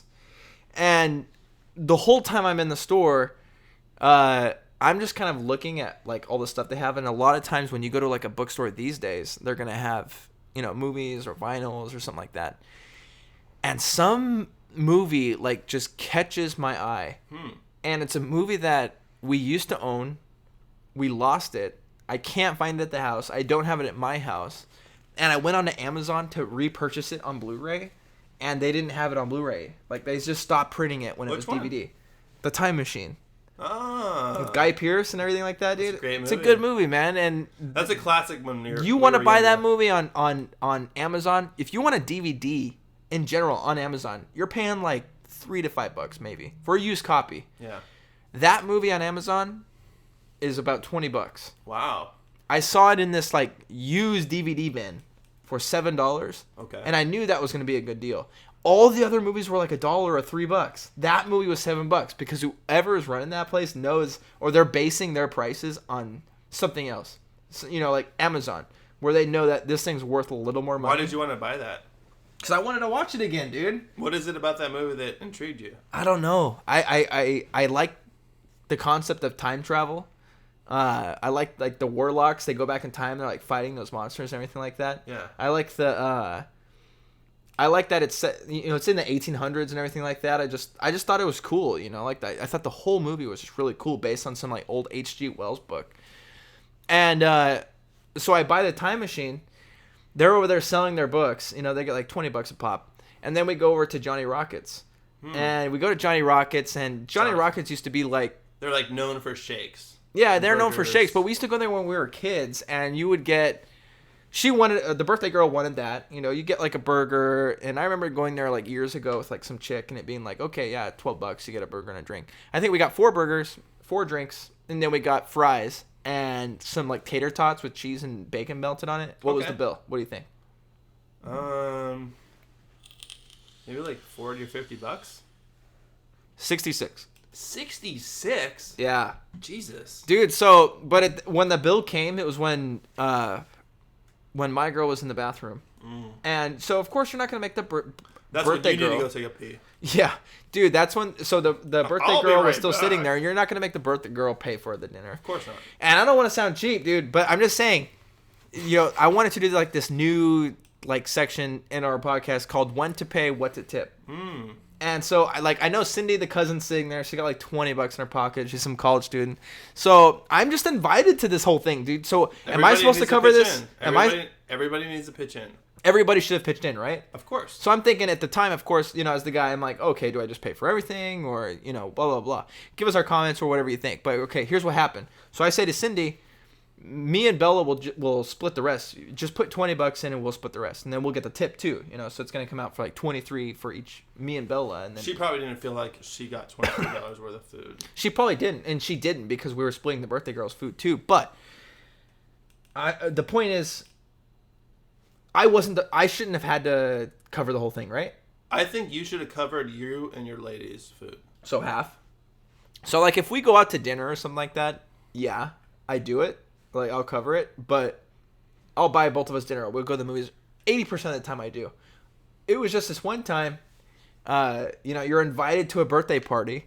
You're not throwing it. You know, you're just invited along, and the bill comes. She's in the bathroom. Do you still cover it? Or you just split it 3 ways?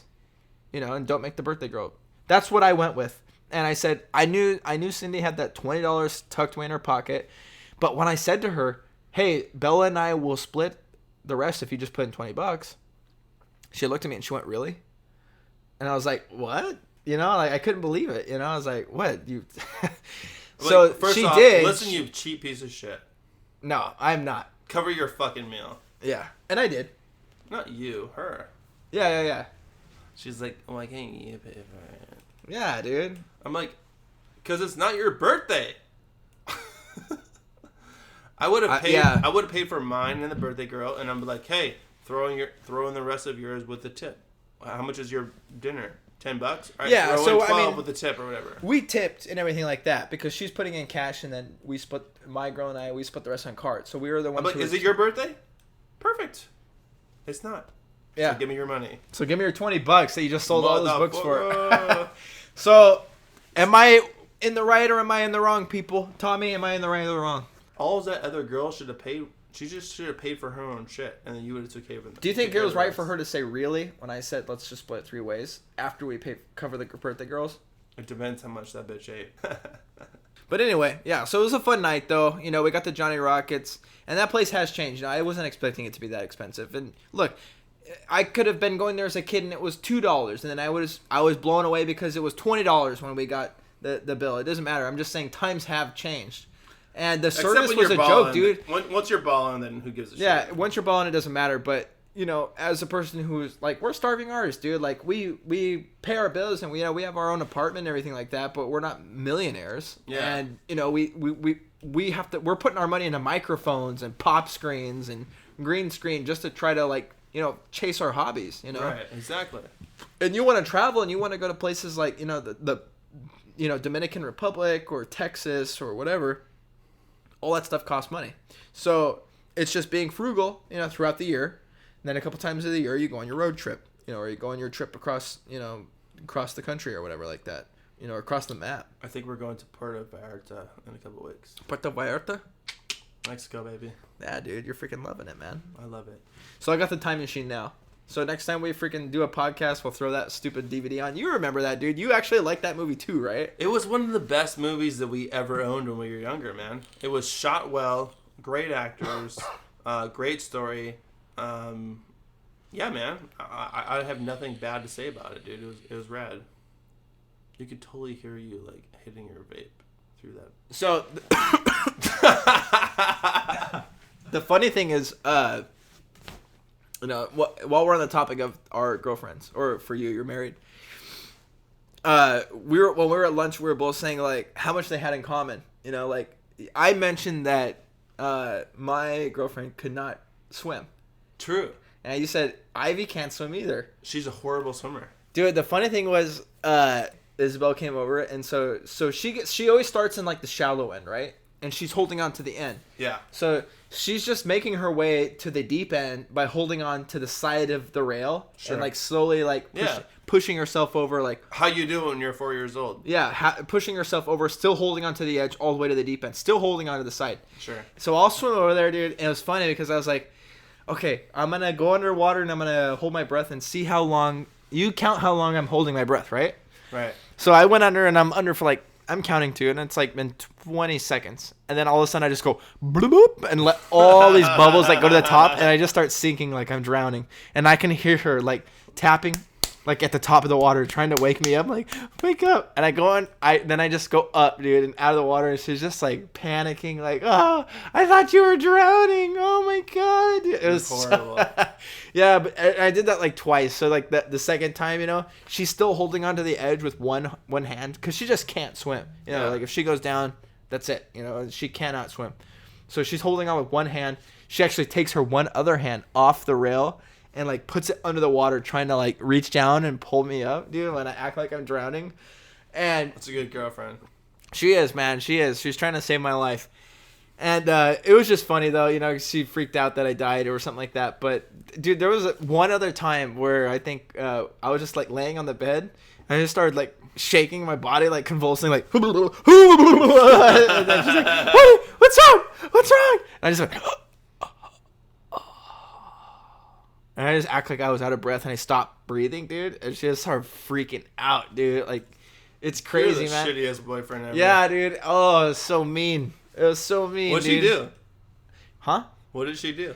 She just freaked out. She's like, wake up, like shaking me until I would wake up, and I'd be like, oh, just kidding. And she's like, oh, I hate you. Blah blah blah blah.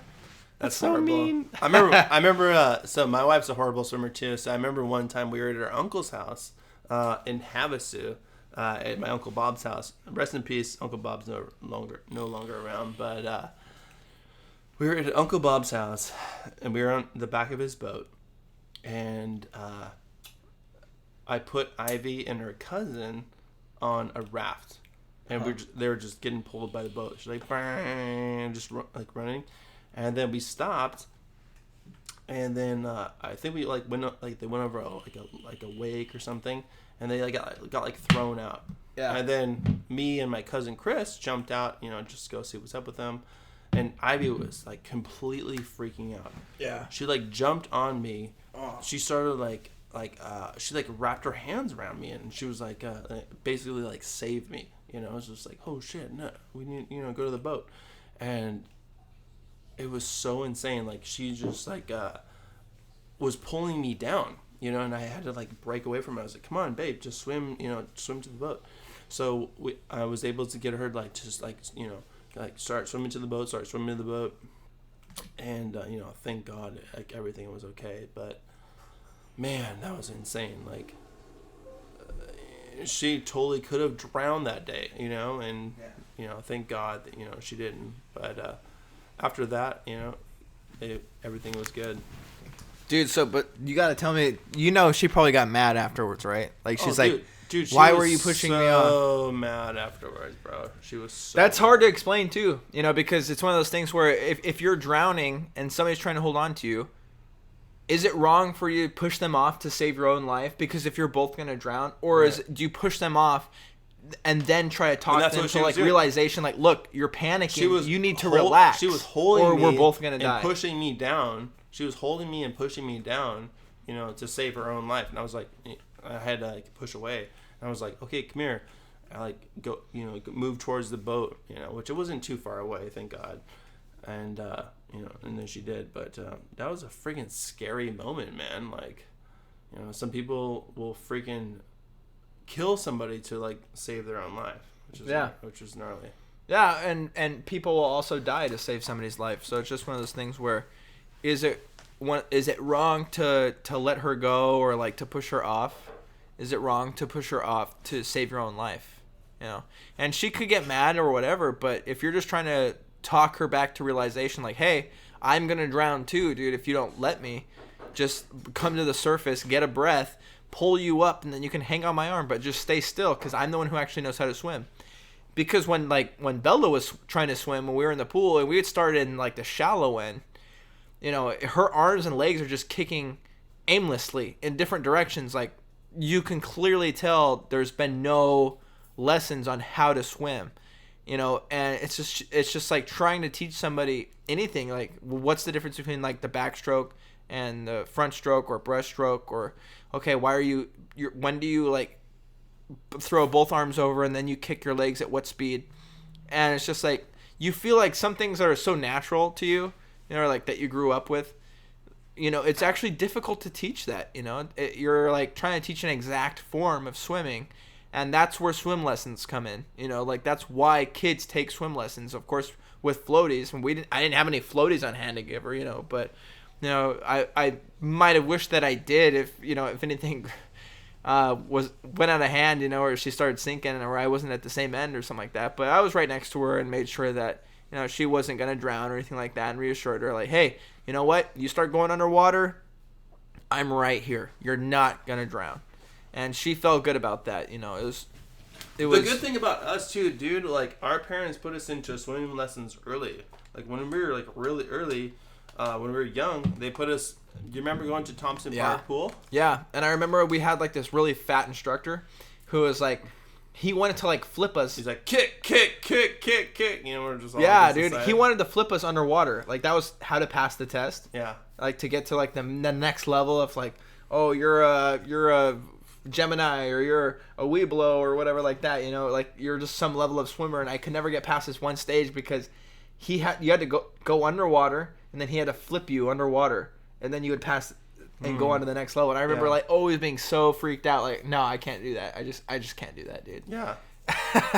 And now it's like, of course, it's not a big deal, but, you know, I think people take that for granted to know how to swim. When you're little, I mean, you're terrified. You're terrified of the water. You're like, I'm going to drown. You're like, you're super young. You're like 5, 6, 7, 8 years old. Just like, if I get flipped over, I'll drown. You know, like, you're gonna die.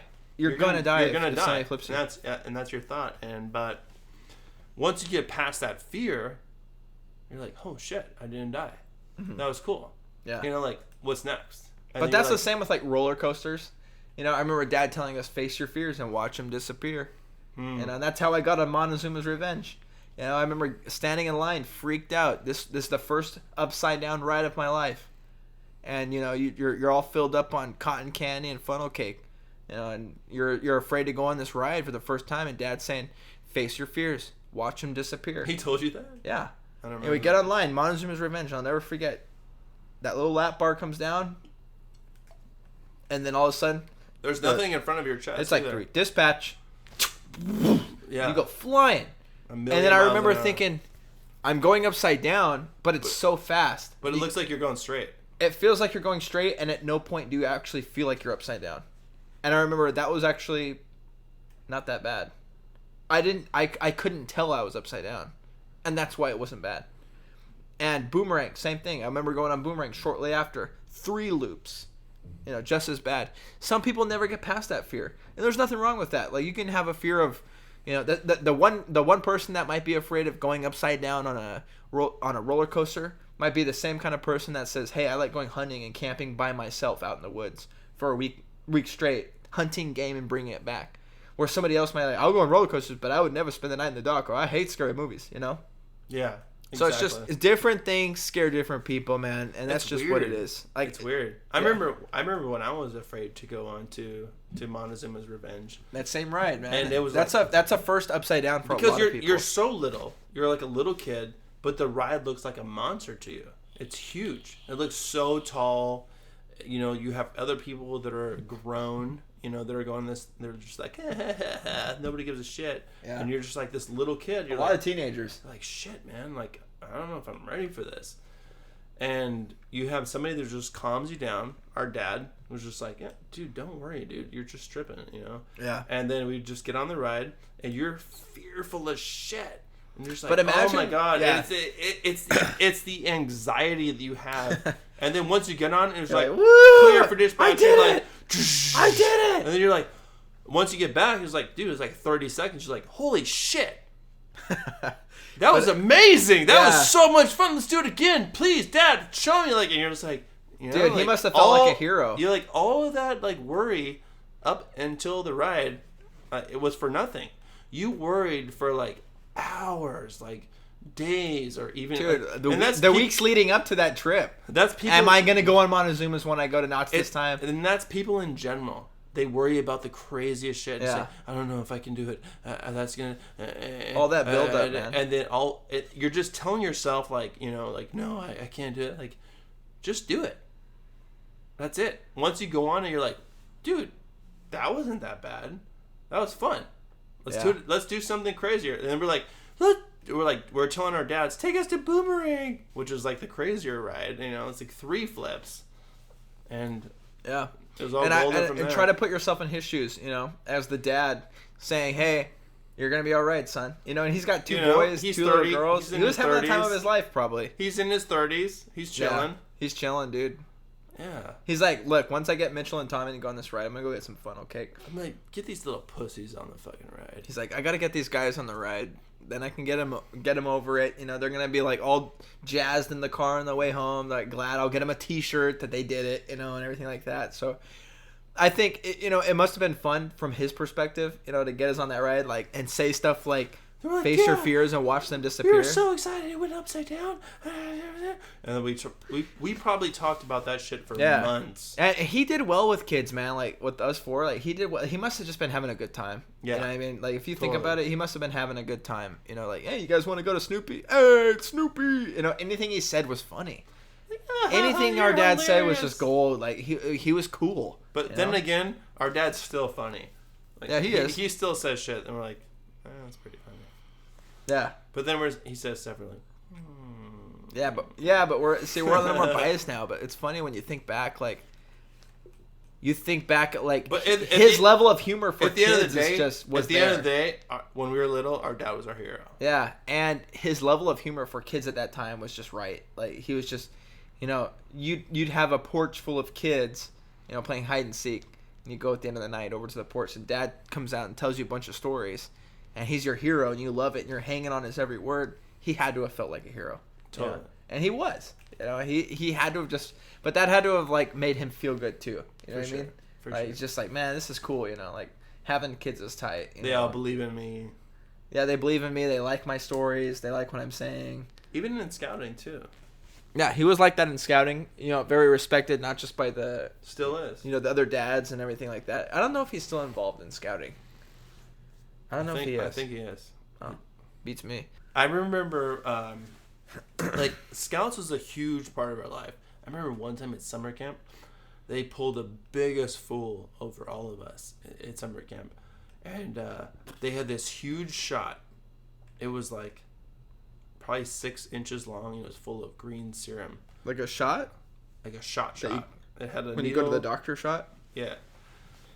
And every kid I remember that. The bear shot. Yeah. Yeah. Okay. And every kid had to go up there and like, all right. They would walk you up the mountain. Yep. You'd go to this one like lodge. Yep. They would say, "Yeah, we're going up here to take the bear shot." Yep. That's so that in case a bear, so that basically bears won't smell you and they basically won't they were like, we're gonna go over all your medical history, and then we're gonna give you a bear shot at the end. And you're like, oh, okay, cool. I was like, oh, well, I have asthma and allergies. Oh, that's pretty much it. I don't think bears want me. And then they're like, all right, cool. Well, it's time for your bear shot. And there is this tray, and it had the hugest shot on it. Yeah. And they're like, all right, you ready for your bear shot? And kids would start crying. And I was just like, yeah, they didn't want to take the shot, like, man. No, I don't think I'm ready for that. I don't know if I want that. And they're like, oh, we're just kidding. And then I'm like, oh, thank God. And then I would walk out. But they would make you scream when you left there. Like, ah! So the next kid coming in was super scared. Who was it? I don't know. So like whoever came in the next kid were like, no, we're just kidding. We're not gonna make him get this shot. So the next kid coming in, you're like, all right, you're good to go, Tommy. We know you have asthma. You're good to go. We know you have allergies. Perfect. You're good to go. And then they were like, this is the bear shot. Are you ready? And you're like, oh no, like, just kidding. But are you ready for? Just scream for the next kid. And you're like, ah! And then, I remember our buddy Jack. He got really scared because he didn't want to take the bear shot. Remember? I think he started crying. He was like 12. He was like 12 years old. Yeah, it's one of those like adult things where they're saying They're like, we got to watch you guys for an entire week, you know. So we're gonna get you back with this like stupid shot. Adult hazing. Adult hazing. All right, scream. Yeah, dude, but that wasn't the only adult hazing. I mean, they would wake us up to go jump in like cold rivers at like 5 a.m, man. Really? Yeah, I remember when we were at Kern. You remember like the polar bear swim? Yeah. Yeah, like when we were in Kern, they would wake you up at 5 a.m. You had to go jump in a freezing cold lake or river or whatever, just to get a patch, stuff like that. Which I don't think was the equivalent of hazing, but no kid would have volunteered to do that. Like nobody wants to do that. People buy those things now to do it. By what? Because jumping in a cold water like that, it wakes you up. Excuse me. But it also gets you going, dude. So yeah, it's gonna wake your ass up, dude. We were up for the rest of the day after that. You go down to the mess hall. It was always like half cooked bacon, some scrambled eggs. I remember the food was so bad though. We had that kid in our troop. His name was Jeremy Peterson, and he started eating the plate. Man, he was known for eating anything but the food. I remember he started chewing the styrofoam plate, dude, and would actually like eat the pieces of the plate. He's like, this food is so bad, I'm just gonna eat the plate. Dude, whoa. That poor kid. I think he's working for like the city of Buena Park now, and he like shows up to like, I always see pictures of him on Instagram, and he like posts pictures of him. Like the last picture he put up was like him with Gene Simmons at the opening of a Rockin' Brews, which is like that restaurant that Gene Simmons started. It's cool to see like all these people that we like had a really crazy good time with, and that we know on a personal level doing cool stuff. Yeah. Like a lot of our good friends, like we have good friends that are successful salespeople. We have people that are successful firefighters. We have people that are successful police officers. We have people that are successful people that work for the city, and they just handle that shit. We have people that are complete bums. Yeah, we have people that are Satanists now. Yeah. Like Rusty. Yeah. I remember the last time we saw him, he was like studying paganism and stuff like that. Talking about jumping from one rooftop and in through like some window. You were like, all right, man. Well, have a good day. Yeah. I saw him at a Fuddruckers. Dude, he was just there with his entire family. Like, Like, what's up, Rusty? We used to call him Rusty because he'd talk like this, What's up, Rusty? And he'd be like, yeah, before I came over here, I snagged a 20 from my grandma. And now he's just like, $20, dude. That'll buy you all the Lucas and pizza you want. Now he's just like, yeah, now he studies Satan.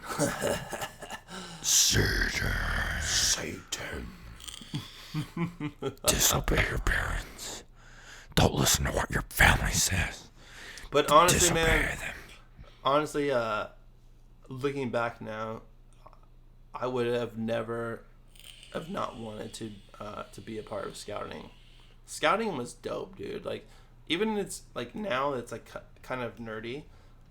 We went on so like many badass like camping trips, and we've learned like from like adults that like cool stuff, and we have rad experiences that I would never trade for the world.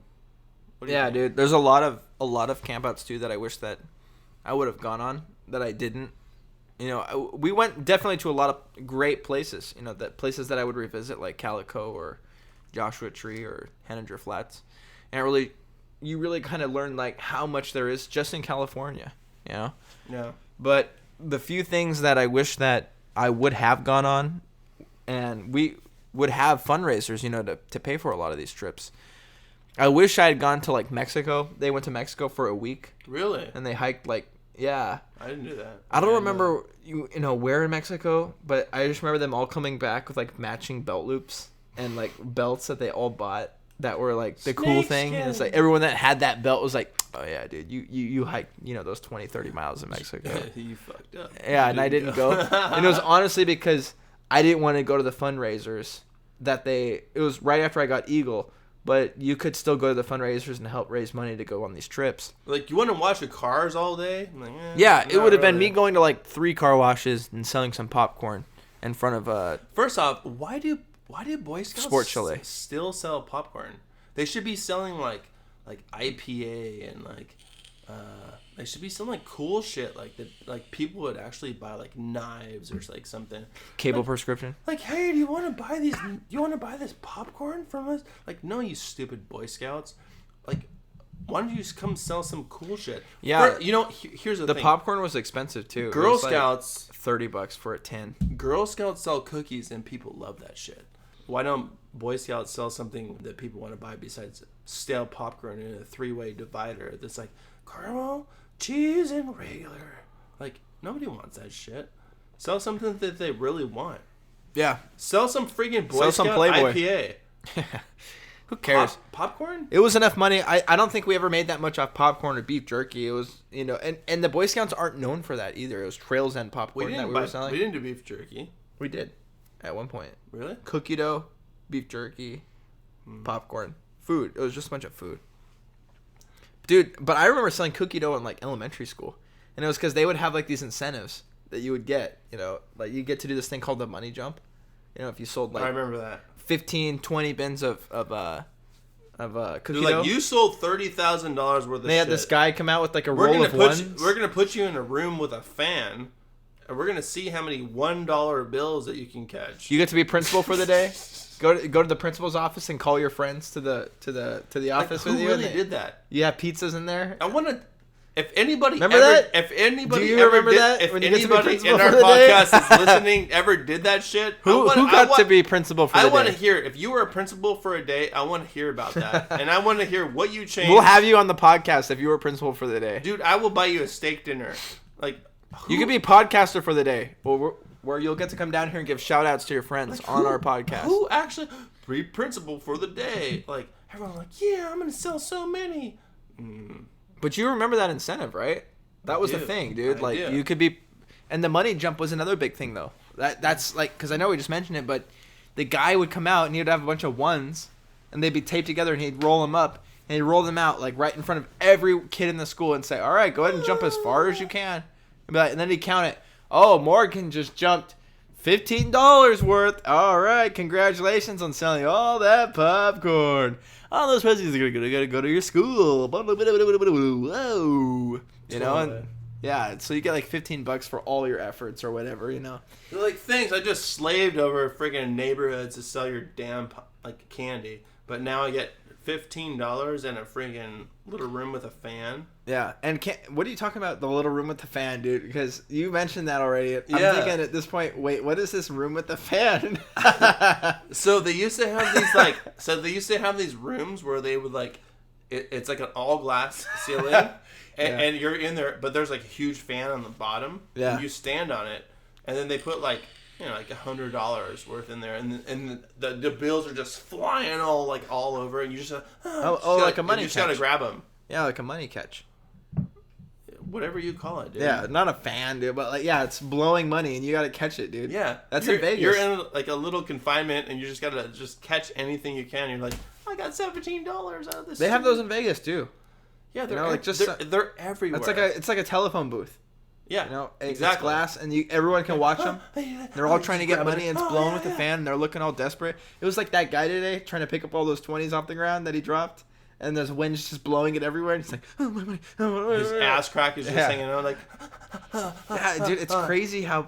It's just nuts, how much people go after money, man. Like, how crazy money can make you, and you just...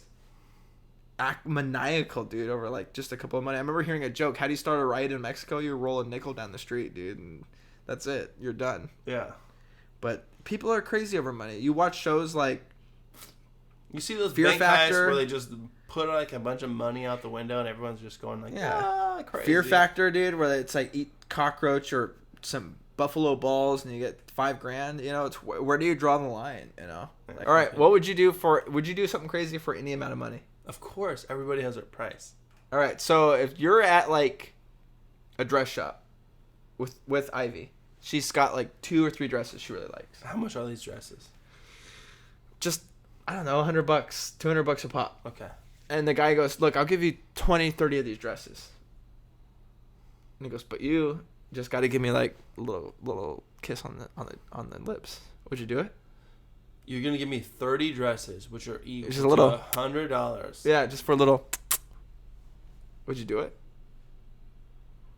30 dresses. Yeah. Each one of them are worth $100 to $200. Yeah. That we could resell. Yeah, but you got to kiss the Asian guy right on his lips. So that's like $3,000. Mm-hmm. And all I have to do is just give him a little baby peck. Yeah, she's not getting 30 dresses. Sorry. So we all have our boundaries. We all have our boundaries. You don't let the Asian guy grab your butt. You don't smell his butthole. You don't do anything you're not too comfortable with. But it's just funny. I guess the point is this. How far people go for money. It's like if you were on Fear Factor, I feel like you'll eat random stuff, right? And that's preferable over that. So, I know, picture yourself on Fear Factor. And they're like, okay, $30,000 on the line. You got Joe Rogan. He's yelling at you, oh, come on. Come on. Yeah, I don't even think he's hosting it anymore. Who's hosting that show now? It's like Jay-Z or something like that. Somebody really hosting that show? Yeah, Jay-Z, not Jay-Z. I can't remember who it is. Beyonce's husband? What's his name? Jay-Z. Okay. No, it's not Jay-Z. It's Who cares? What are you talking about? It's where are you getting to? He's telling these guys to eat the nastiest shit, dude. Okay. And they're just doing it just for money. Okay. So, would you eat pig feet for $5,000? I've already eaten pig feet. Where? Dude, I'm married to a Filipino girl. She cooked pig feet? I've had them at a party. How did it taste? Disgusting. It didn't taste good? It was very chewy. Dude, it probably tastes like cheese between the pig's foot, huh? I'll try anything, dude. I don't give a fuck. That's nasty, dude. Wait, what's the most bizarre thing that you've tried at a Filipino party? The most disgusting thing that I will never, ever fucking try is balut. So you haven't tried it? Balut, or you have and you won't do it Balut again? is a baby chicken that's in an egg. Mm. But it's a full chicken in an egg. So you crack it open, there's a full little baby in there, and you just eat it. What's the fur? Everything. That's weird. and they eat it with like fur actually growing out of the beak and everything. I don't know if there's fur or anything in there, but it's a little baby fetus. It's like a little embryo. There's a little fetus. Yeah. And it's got an embryo, like a sac. Everything. Yeah, I don't know if I'd eat that either. It's called balut. You should try it. Have you done it? No. Have you seen Ivy do it? Mm-mm. Who have you seen do it? Her family? She won't do it. No, nobody in her family has it, but it's like a Filipino delicacy. I think that's where we draw the line on this podcast. All right, yeah, so surprise, surprise, Tommy and I recorded a podcast back in July. It was actually right after the 4th of July, and so we're just adding it on here as a bonus because we had not actually released a podcast at any time prior. So we're just going to throw it on here since this is the Merica podcast. So enjoy it. It's just a bonus. Bye. It's coming down the pipe, yo. It's coming down, make you laugh. So you keep laughing. How was your 4th of July weekend, dude? Dude, it was freaking awesome, man. Actually, it was like on a weird day. It was on a Tuesday, right? And it was just like, who the hell parties on a Tuesday? And I had to go to work the next day, but that weekend, that Saturday, we had our annual 4th of July party in Newport Beach, like we always do. And that went off like without a hitch. Jason's house? Absolutely. Shout out to my boy Jason. Thank you for always hosting and having a crazy time. We'll just leave it at that. Yeah. Dude, I got to hear all the stories, by the way. It was a complete shit show, as always, and we absolutely love it. So, we had a great time, and then we left at like around 5:30 when we got to see DJ Marshmallow play in Newport Dunes. So that was a lot of fun, and then came back and had an after party, and then the next day I was hungover all day, and got to go to a wedding that we almost forgot about, which was freaking awesome. Great views by the beach, and then I drank too much wine and got hit on by a gay guy. It was awesome. Oh yeah, what did he grab your butt or what? So the girl that was getting married, her best friend was a gay guy, so she had a man of honor instead of maid of honor, and he was a freaking awesome guy. We're on the dance floor, and he's just like, "Hey," I'm just like, "Hey, hay's for horses, bro." No, but we had a great time. Too much wine. I thought you were going to talk about. I thought you were going to tell the Daniel Salcedo story, or our dear friend. No, Daniel Salcedo, who's been friends with Jason and Tommy. Shout out to freaking Daniel, who always gets too wasted and turns into a fat stripper. So we appreciate you, brother. Gay stripper. A fat gay stripper. Well, I guess we could tell the story. Like you told me that he was kind of like doing his thing, and then said, "Hey, you guys like every this?" time he gets hammered, he turns into he's like, "You like this?" I'm like, "Do I like your gut in my face?" I mean, maybe no. And with the nipple. I was like, "Dude, get those big brown nipples out of my face." Yeah, dude. Well, speaking of big brown nipples, nah, I'm just kidding.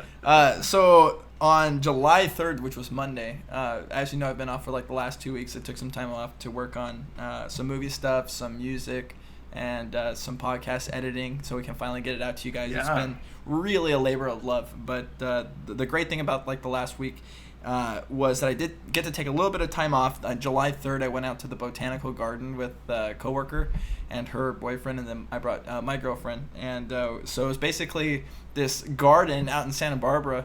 And the only time I've ever even gone out to Santa Barbara was to like go to like the frat parties at UCSB. Yes, those are the best. But then they have like this one like section of houses out there that's just like back to back, like a party circus. Yeah. And so the only time I would ever drive out there was for that reason. So going out there for a very sobering hike was like a completely different experience. We went out there to this place called the Santa Monica Santa Barbara Botanical Garden, and it was literally just, you know, a bunch of trails. You know, they had like the old lady handing out the maps, and it was like, oh yeah, over here you got the old bee's nest, and over here you got the old Johnny Cottontails, where he lay to rest. And the whole place was just like Draculated, full of like just old people. By the time I got back, dude, I was just roasted red, tired. And when I woke up on the 4th of July, we were supposed to go to Isabel's sister's house, and I was just tired. I was so sunburned, dude. Like my nose like turn into a roasted tomato. It was so sunburned that it started bleeding.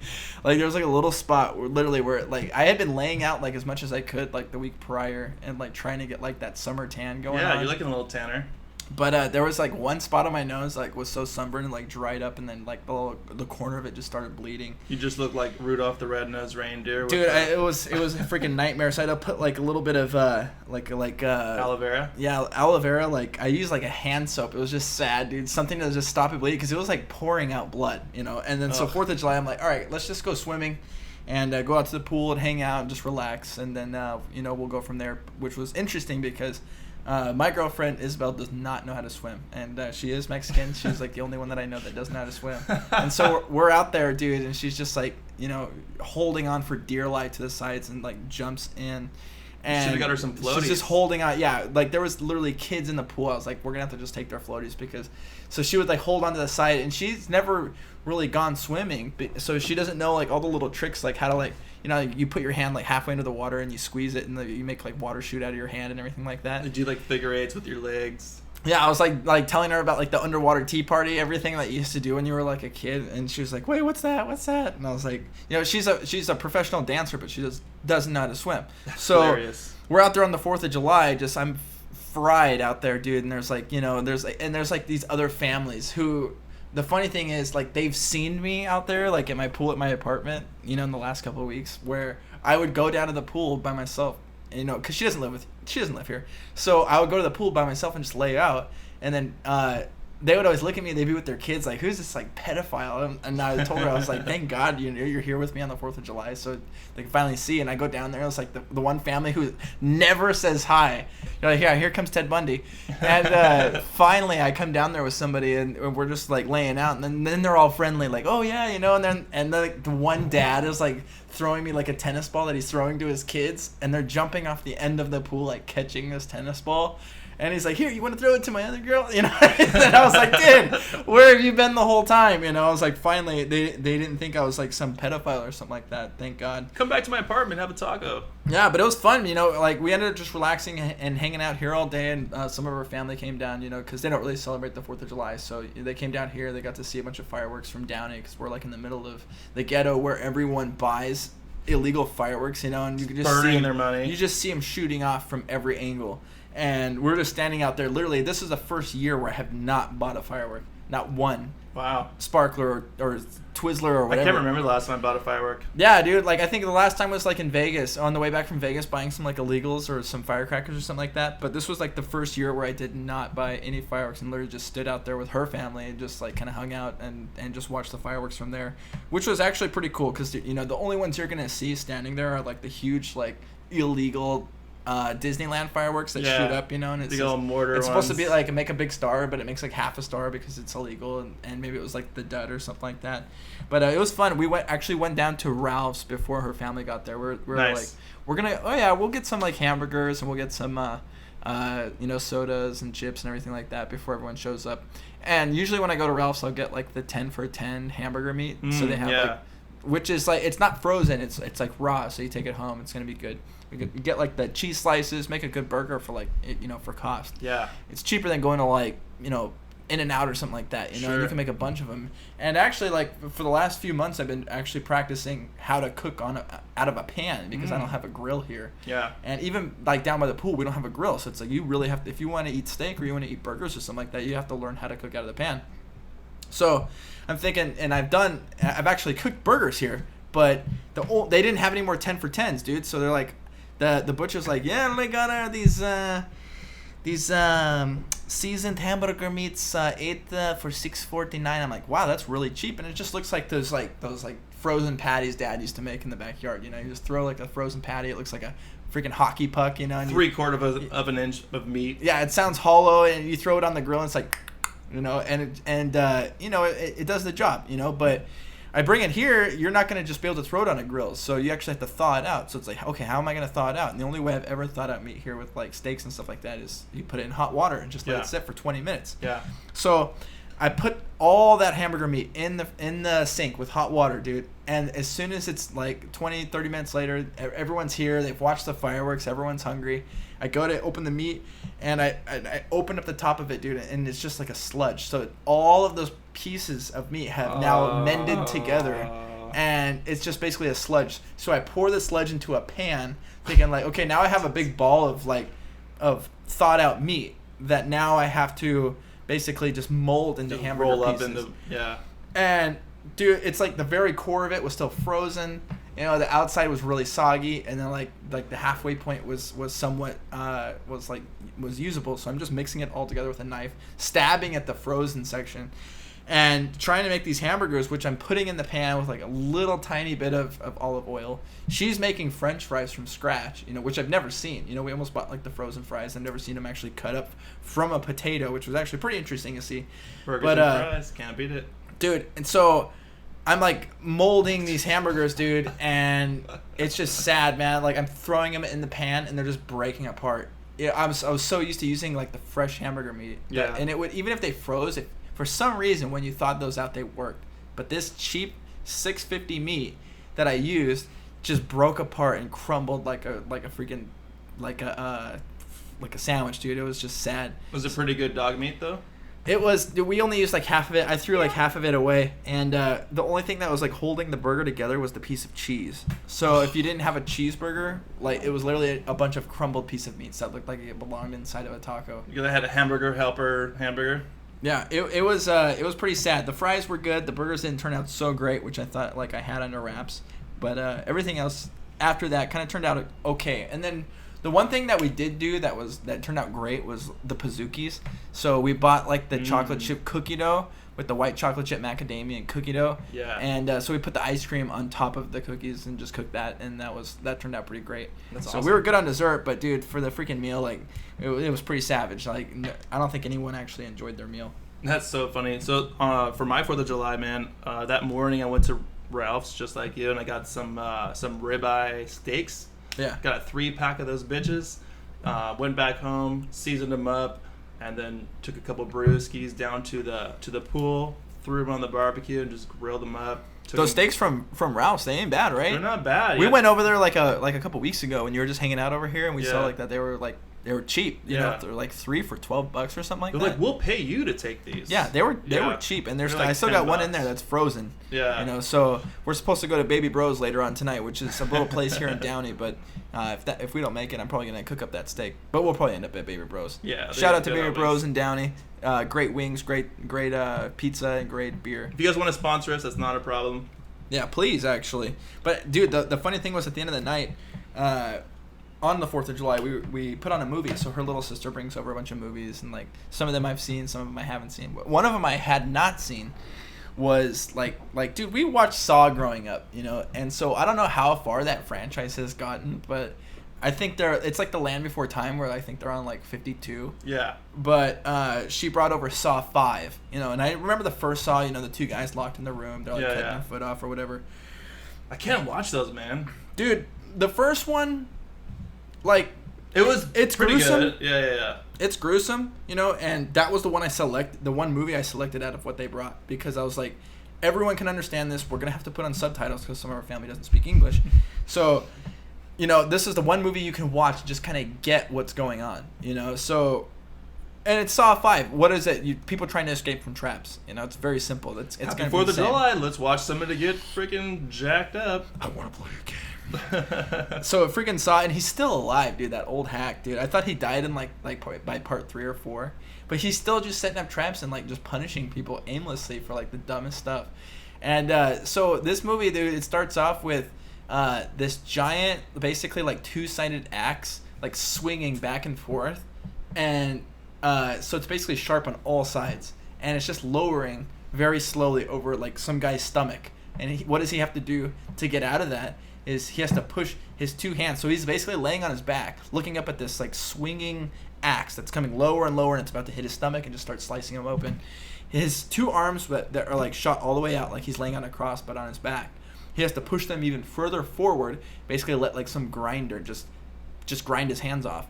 And if he does that, then he's free from the trap. So do you want to lose your life by slowly being hacked in half, or do you want to like have your hands like basically just jacked up and like hamburger meat hands. It's like the equivalent of sending them down the garbage chute, or on your in your sink you have the garbage disposal. Yeah. And so this guy, he grinds up his hands and the thing's not unlocking, and he sees like some little eye looking at him, you know, through the wall, and he's like, I did what you asked. So it turns out like there was like a Saw, like basically there's another guy who's like acting like he's Saw, but it's somebody like in the police department that is trying to get revenge on like bad guys, so he like sets up traps or something like that. So the movie that I remembered watching Saw when I was young, it was gruesome, it was bloody, but dude, this one, must have been like 4 or 5 parts where I was just like, you know, my hands and my feet were like cringed up, like, oh my god, dude, like that was freaking disgusting. So I don't know where they're at now, dude, with the Saws, but that the freaking new Saw was just like, it was almost like, it was hard to watch, dude. I'm not gonna lie, like I don't blame you for not being able to watch that, and I don't get an upset stomach easily, but yeah, Saw 5, dude, jeez, man. Dude, I did the same thing, it was man. Bad. After I left Ralph's, I obviously pushed my cart all the way back up because I'm a nice guy. Mm-hmm. All the way up. And then dude went home, grilled up, went back to the house and just freaking Netflix and chilled. And then once the fireworks came out, we were like, do you want to go see the fireworks show downtown and like in HB? And we're like, this would be a shitload of people. So we ended up just watching all our neighbors shoot off all the illegals. So that was good enough. They were shooting off illegals, or they were illegals? Probably a little bit of both, but mainly shooting off those big old Disneyland fireworks. So that was pretty cool to see. Some pretty good ones. And then ended up going to sleep pretty early because I had to freaking work the next day like a lame ass. So that sucks, dude. Yeah. I mean, look, I feel lucky because I've had the last 2 weeks off, but I got to tell you, like, even writing here and being here and going back and forth to Dana Point, working on this new film, I almost got like a sense of cabin fever. You know, you're inside, you're working on like a script, you're working on storyboards, whatever, and you start to just feel like you're gonna wig out. You got to go outside, you got to jump in the water or something like that, which was the same feeling that I got when working in Santa Monica with the office job. Yeah. So it's funny, like I was kind of telling you, like on the way over to the 7-Eleven. Yeah. I was like, I actually got the same feeling, you know, that I got when I was working in the office, working on the film stuff. So what I'm thinking is, it's just, you know, finding that balance, finding that place where it's like, okay, you have to take a break from your work. You have to, you know, just relax, you know, because. Right. But the thing was, you know, coming out for a 2-week break, you're like, okay, I got to cram as much as possible in. I got to write like the new theme for the podcast, start editing and stuff like that. Sure. You know, work. You know, you're setting yourself up for like this constant back-to-back work. Right. You know, and not. You know, it was funny because like today I went and got a haircut, and I realized halfway through the haircut, because do you want my lawyer's number? Yeah, I gotta get my money back. It looks like I got in a fight with a lawnmower. I realized like halfway through the haircut, I was like, I'm hungry, you know, and I realized it's like, when's the last time I ate? And I realized it was like yesterday, lunch. I didn't eat dinner last night, and I just wasn't thinking about that. Like it didn't matter. Yeah. And she likes food, right? So so as soon as I got out of like as soon as I got out of my haircut, I see like the closest thing I'm really hungry at this point, like, is a McDonald's, and I haven't stepped foot into a McDonald's in years. So I go in there, I'm thinking, okay, Big Mac meal, right? I go in there, I'm like, can I get the Big Mac meal? And the guy's like, yeah, it's like $7 or $8, whatever. And I'm like, really? I was like, what do you have for specials? You know, because I'm saving every penny I can for the film stuff. Right. And he's like, oh, we got 2 for $2.50, which is like the double cheeseburgers. It's like, that's fine. Just give me that and like a soda, you know, which was like, you know, half the cost, you know. And so the last time I went to McDonald's, though, you know, it's been so long that I realized everything just tastes the same. Right. Know? They're just using the same stuff over and over again. And that's all it was. That Big Mac looks so nice and tasty on the menu, but when you get it, it's all sad. It's all, I'm just a little burger. That's exactly what it face. is. They have like the sauces and the lettuce like all sticking out like towards the end of the camera. Disgusting. And it looks like you're like kind of like, well, I kind of want to buy that. You know, I don't want to, you know, not get that. I'm really hungry. Dude, those mornings when I'm super hungover, like a couple months ago, I was like, man, do you know what sounds good? A freaking McGriddle. I just loved those when I was younger. I went and got one, so good. Ate like 2 of them on the way home, and like it's like syrup. Like an hour later, my stomach was like, "Fuck you, man," and dude, it's just like diarrhea. It was just disgusting. Yeah, dude, that's those are so gross. I want to also give you a big shout out for hosting this podcast at your house, and also thank you for leaving a giant shit in your toilet when I got here, dude. Wait, what happened? When I got here, I went to use the restroom, and there was just a giant shit in there, just like, I forgot to get flushed. So thanks for that. Dude, I don't know what happened, but apparently there was like a big piece of shit in my toilet when you got here. It was a good looking turd, though, dude. It was a good looking turd. Yeah, it looked like the. It had a heartbeat. It looked like the Instagram turd. It had like a little smiley face on it. Dude, we need to get like a green screen, so we can start doing some videos. That'd be great. Like funny, like, and we can make it look like we're in any location. What the thing is, like, hey, we're in Italy right now. Yeah, just act like Really, podcasting around the world. Some completely phony background. Like something you would see in like the funniest home videos. Or people like not moving in the background. Yeah, people completely still. Also, a big shout out to your fridge. It sounds like missiles going off. Like, I don't know if you guys can hear it in the background. Yeah, the one ongoing joke we have about my house is that my fridge is definitely like $100 fridge. So before, when we started doing the podcast, I would turn it off so that we wouldn't pick up the noise in the background. At this point, I'm just kind of like, just let it go. It's become like a part of like the soundtrack of my house. So I almost can't hear it right now. But for anyone listening to the podcast, I can hear the fridge in the background. It's definitely there. It's keeping my food fresh and edible, which I need, because sometimes I leave the house for weeks at a time, and I'll come back and have to throw away like milk, eggs, and bacon or whatever meats it is. That's the one thing that sucks, dude, about living by yourself, is like you just never know like how long food is gonna last or something like that. It's like I throw away loaves of bread all the time, or like eggs and stuff like that. Did you try that meat that I recommended for you the other day? Yeah, so Tommy and we went grocery shopping because I had no food whatsoever at the house, and you showed me like some pre-seasoned chicken. Yeah. And which I bought, and it was like 2 giant chicken breasts. Yeah. And I ate like the big one, and then there was like a smaller one in there, and then I covered that with foil. It was weird, dude. By like the time I was done eating it, it was just such a plain taste that I was like, God, I feel like if I eat any more of this, I'm just gonna puke. It was weird, dude.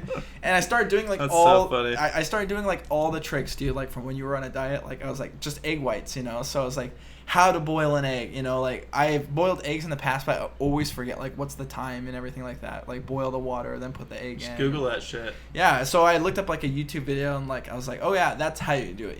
It's one of those simple things where you just need to be reminded of like what's the timing on it. Otherwise, you're gonna end up with like some egg with it's like a melty or soggy yolk in it or something. Plus, it depends sometimes on your stove or your oven. Some of them burn hotter and faster. You just gotta learn like your shit. Dude, how's that vape you're hitting right now? It's pretty good.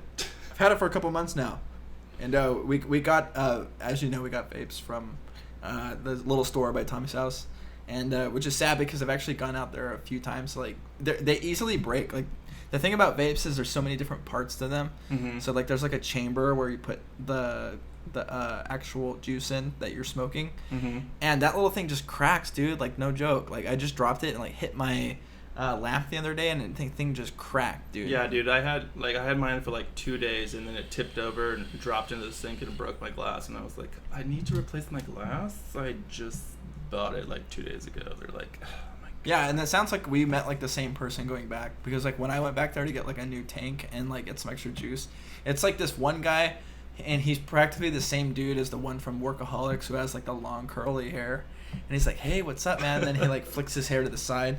He's like, yeah. And when I put a new filter in, I like it to be high voltage, and then to get the juice flowing, I like suck the tip of the vaporizer and like to where it's like really juicy. You're like, listen, faggot, just put the glass back on my shit. Yeah, dude. Like exactly. I couldn't wait to get out of there. And so anyway, but yeah, the vape pen is great. It's a little place in Huntington Beach called Palm Beach Vapor. Palm Beach Vapor, yeah. So there's a little place in Huntington Beach called Palm Beach Vapor that we actually go to. It's actually pretty cool. It's run by... There's a chain of them. It's run by an Asian woman who has a baby strapped to her chest. So yeah, she's awesome. Yeah, it's pretty cool though. They've got it all going on there. You can get like, and as a person, I'll tell you right now, I grew up, when I was 18, I started smoking cigarettes, and I smoked cigarettes through the age of 26, and then I gave it up. And here and there, I tried like different things. I obviously tried the chewing tobacco, blah blah blah blah blah, and then finally I tried vaporizer, which was, they're like, oh, do you want it cigarette flavor? I'm like, no, I've been having cigarette flavor for like the last 8 years. I want to try something else. So they can do anything, like it's. Do you want dog shit flavor or cotton candy? Yeah, you want diarrhea in your mouth, or I was like, okay, I'll try the blueberry, or I'll try like the cinnamon roll. Fresh strawberries. Yeah, it's like, okay, yeah, I'm gonna smoke and it's gonna taste like a cinnamon roll. Okay, and then sure enough, I was like, dang, that tastes like a freaking Cinnabon, dude. Like I just ate one. Those are so good. But yeah, dude. And speaking of Cinnabon, I actually went to Universal Studios, dude. Like for the first time. And dude, it's been a while since I've been there. Dude, it's changed. Really? Yeah, that place has changed like bigly. I haven't been there in probably like 7, 8, 9 years. Like Jurassic Park was the shit when I got there. Now it's just like some Jurassic Park. Jurassic Park is still there, and the line was still like the line was still like 45 minutes. Like the big thing there right now is like Harry Potter World, which my girlfriend loves. She's like obsessed with Harry Potter. So, when I got there, I was thinking, okay, well, look, there's Jurassic Park, there's Terminator 2. I was sick a couple weeks back and binge watched all the Jurassic Parks. The first one's good choice. Still the best. Yeah, good choice. But when I was there, I was thinking, okay, Terminator 2 show, which I'm a huge fan of Terminator 2. It's probably my favorite movie. Oh, the Terminator. And then they got Back to the Future. You can't be Back to the Future, right? You got Doc Brown's chicken, everything, great. And last but not least, you got the Backdraft show. You're watching like an entire building just catching on fire. That was a cool one. So I get there, and lo and behold, I find out Jurassic Park's still there. It's kind of a mainstay, but Backdraft, gone. Dude, that was a staple there. Yeah, it was. It was awesome. It was a great show. I think that movie's just so old now that people are like, "What's Backdraft?" Yeah, they faded out, and the kids there, it's like that whole generation. They don't like Backdraft. Like what? That sounds like some guy in the bathroom. Yeah, Backdraft. Sounds like a dirty porn. Yeah, Back to the Future, gone. They replaced it with a Simpsons ride. What? Which I like the Simpsons, but like the Back to the Future, they had the ride, which was like you sit in the Back to the Future car, and then like Biff, you're like chasing him or whatever, and we gotta go on 80 miles on crazy an hour. adventures, dinosaurs, everything, and Doc Brown's like there, he's in the line, you meet the character, everything like that. And then that ride was pretty cheesy. I'm not gonna lie. Yeah, it was cool. It was, but like you really felt like the car was like so old and shaky that you actually felt like you were actually traveling through time. Yeah. And so I loved it. I loved that ride. And then you get out, you'd be all super hungry because that freaking car's like shaking you around. And then you go to Doc Brown's Chicken, and get some 2,000 gigawatt piece of chicken. And $2,000 per piece. Yeah, chicken. that place is expensive. So $16 churros. What a it's deal! It's not as bad as Disneyland. I'm not gonna lie, because I went to Disneyland a few weeks ago, and we'll talk about that compared to Universal prices and what the parking is and everything like that. But the Simpsons the Simpsons ride is now coupled with the Quickie Mart. So there's a Quickie Mart that sells donuts. Like you can go meet Apu, and he's working in there, and he sells like do you want the pink donut? He sells like the pink donut and everything like that, and you can go get that. Compared to Doc Brown's Chicken was like, it really didn't relate to the movie, because I think that in the series Back to the Future, which are great movies by the way. Yeah. My favorite being Back to the Future 2, he goes to the future, which is like in like 20 or 30 years, and like it's funny because like the movie Jaws 30 is coming out, and he's like looking at it and he says like the shark still doesn't look real. But there's no like reference of like chicken in it, where it's not like a main thing, except for the third movie where he's like, "What's the matter, you chicken?" And he's like, it's like a western movie, and so it's like Biff as like some older cowboy, like, "What are you, a chicken?" And he's like, "No one calls me chicken." So that was all I can think of, but it was just such a loose tie to the food that you didn't really get excited compared to going to the Simpsons ride. You're like a pussy if you go to eat there. Like, yeah, well, I guess we can. Yeah, I guess we can get some chicken, dude. In the second Back to the Future movie, he goes into like a restaurant, and he sees the future version of his son or something like that. Yeah. And he's like, "Doc, we have to go back in time, Doc." "Marty, 2,000 gigawatt. Oh." No, but he goes in there, and it's his hands are all shaking all over the place. Yeah, it's supposed to be like all futuristic, and there's like some futuristic like Mac Tonight version of Michael Jackson on the TV, and he's like, "Would you like beans, chicken, beef?" It's like skipping still. And let me hear your Michael Jackson impression again. "Hi, this is Michael Jackson, Is everyone out there? Are you listening to me? Is everyone paying attention? I have a new album. It's very good. Mac is on it. Mac. Yeah, that's we'll put like some reverb on that and make it sound funny. I love it. But yeah, overall it was great. And yeah, That's awesome. So Backdraft was gone, Back to the Future was gone, and the Bummer. Terminator 2 3D show was gone. I don't remember what they replaced it with. I don't remember that. I think it was like some water zone. So you go over there and there's like a bunch of water squirting everywhere. Waterworld? Yeah, not Waterworld, because they still have the Waterworld show. And it's funny because, and here's how time like messes with your head when you get older. My friend Dan, who used to work with me security, in my mind, a couple months ago, got a job as the deacon in that show. What show?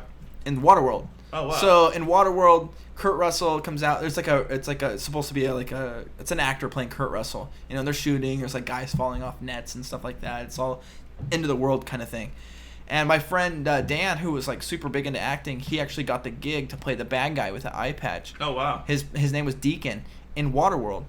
And so we're hanging out at Universal Studios, and I send Dan this message, and I realize, okay, I don't have his phone number. How am I going to get a hold of Dan? You don't realize it because you don't think of that person to like even hit him up. Yeah. So I go to Instagram. I have him on Instagram. I know I've got it on Instagram. No, I don't have him on Instagram either. And Wow, I don't have what a a shit Facebook friend. Yeah, I felt so shitty. So I find him on Instagram and add him, and then send him like a direct message. And I'm like, "What's up, dude? I'm like, "What's up, man? I'm over at Universal Studios and wanted to see you play the Deacon. I'm going to the 3:45 showing." And he adds me back as a friend, and then he just doesn't even respond. And then I go on his Instagram and realize that the last like show he did was like 3 years ago. Oh my god. And then like since then he was like 2 years ago was like recovering from a some crazy. Such a shitty friend. Yeah, he was recovering from he got married. He was recovering from some cancerous surgery that he had, which is not funny. Wow. But I didn't know all that happened, you know, and so obviously he just wasn't in the show anymore, which makes the kids that work there stupid because I was like, hey, my friend Dan is he's an actor on the show, you know, like Who's Dan? and they're looking at me like, yeah, the next show's at 3:45. I'm like, okay, so Dan's gonna be playing the Deacon, right? The one day I'm here, he's playing the Deacon, right? Well, the show's at 3:45. Yeah, we don't know Dan, brother. It might be Dan, but I was like, okay, all right, you guys, I'm overloading you right now. You know, it's like if you ask them, you know, any question beyond like which way is the Jurassic Park ride, then they just don't know. You know, that's why they work there. There's a Bless their map hearts. over there. Yeah, there's a man over there. You know, it's like one guy, he's got like one eye showing and everything like that. But, you know, overall the experience was fun. You know, the one. Were you yelling Dan the whole time? And it's Dan! not Dan! It's like, dude, my name's Jim, bro. What the fuck? We sat in the soak zone because I don't know if you remember or if you've ever been to Yeah, I Universal remember Studios that. Hollywood. Like, they throw buckets of water on you. They're like, hey, do you want to ruin your whole day? Sit here. It was so hot we wanted to be soaked. So it was like just throw the buckets of water, and they have like those long guns that you like stick into the tip of the water, and then you pull back on the gun, and it sucks up the water, and then they shoot it at you.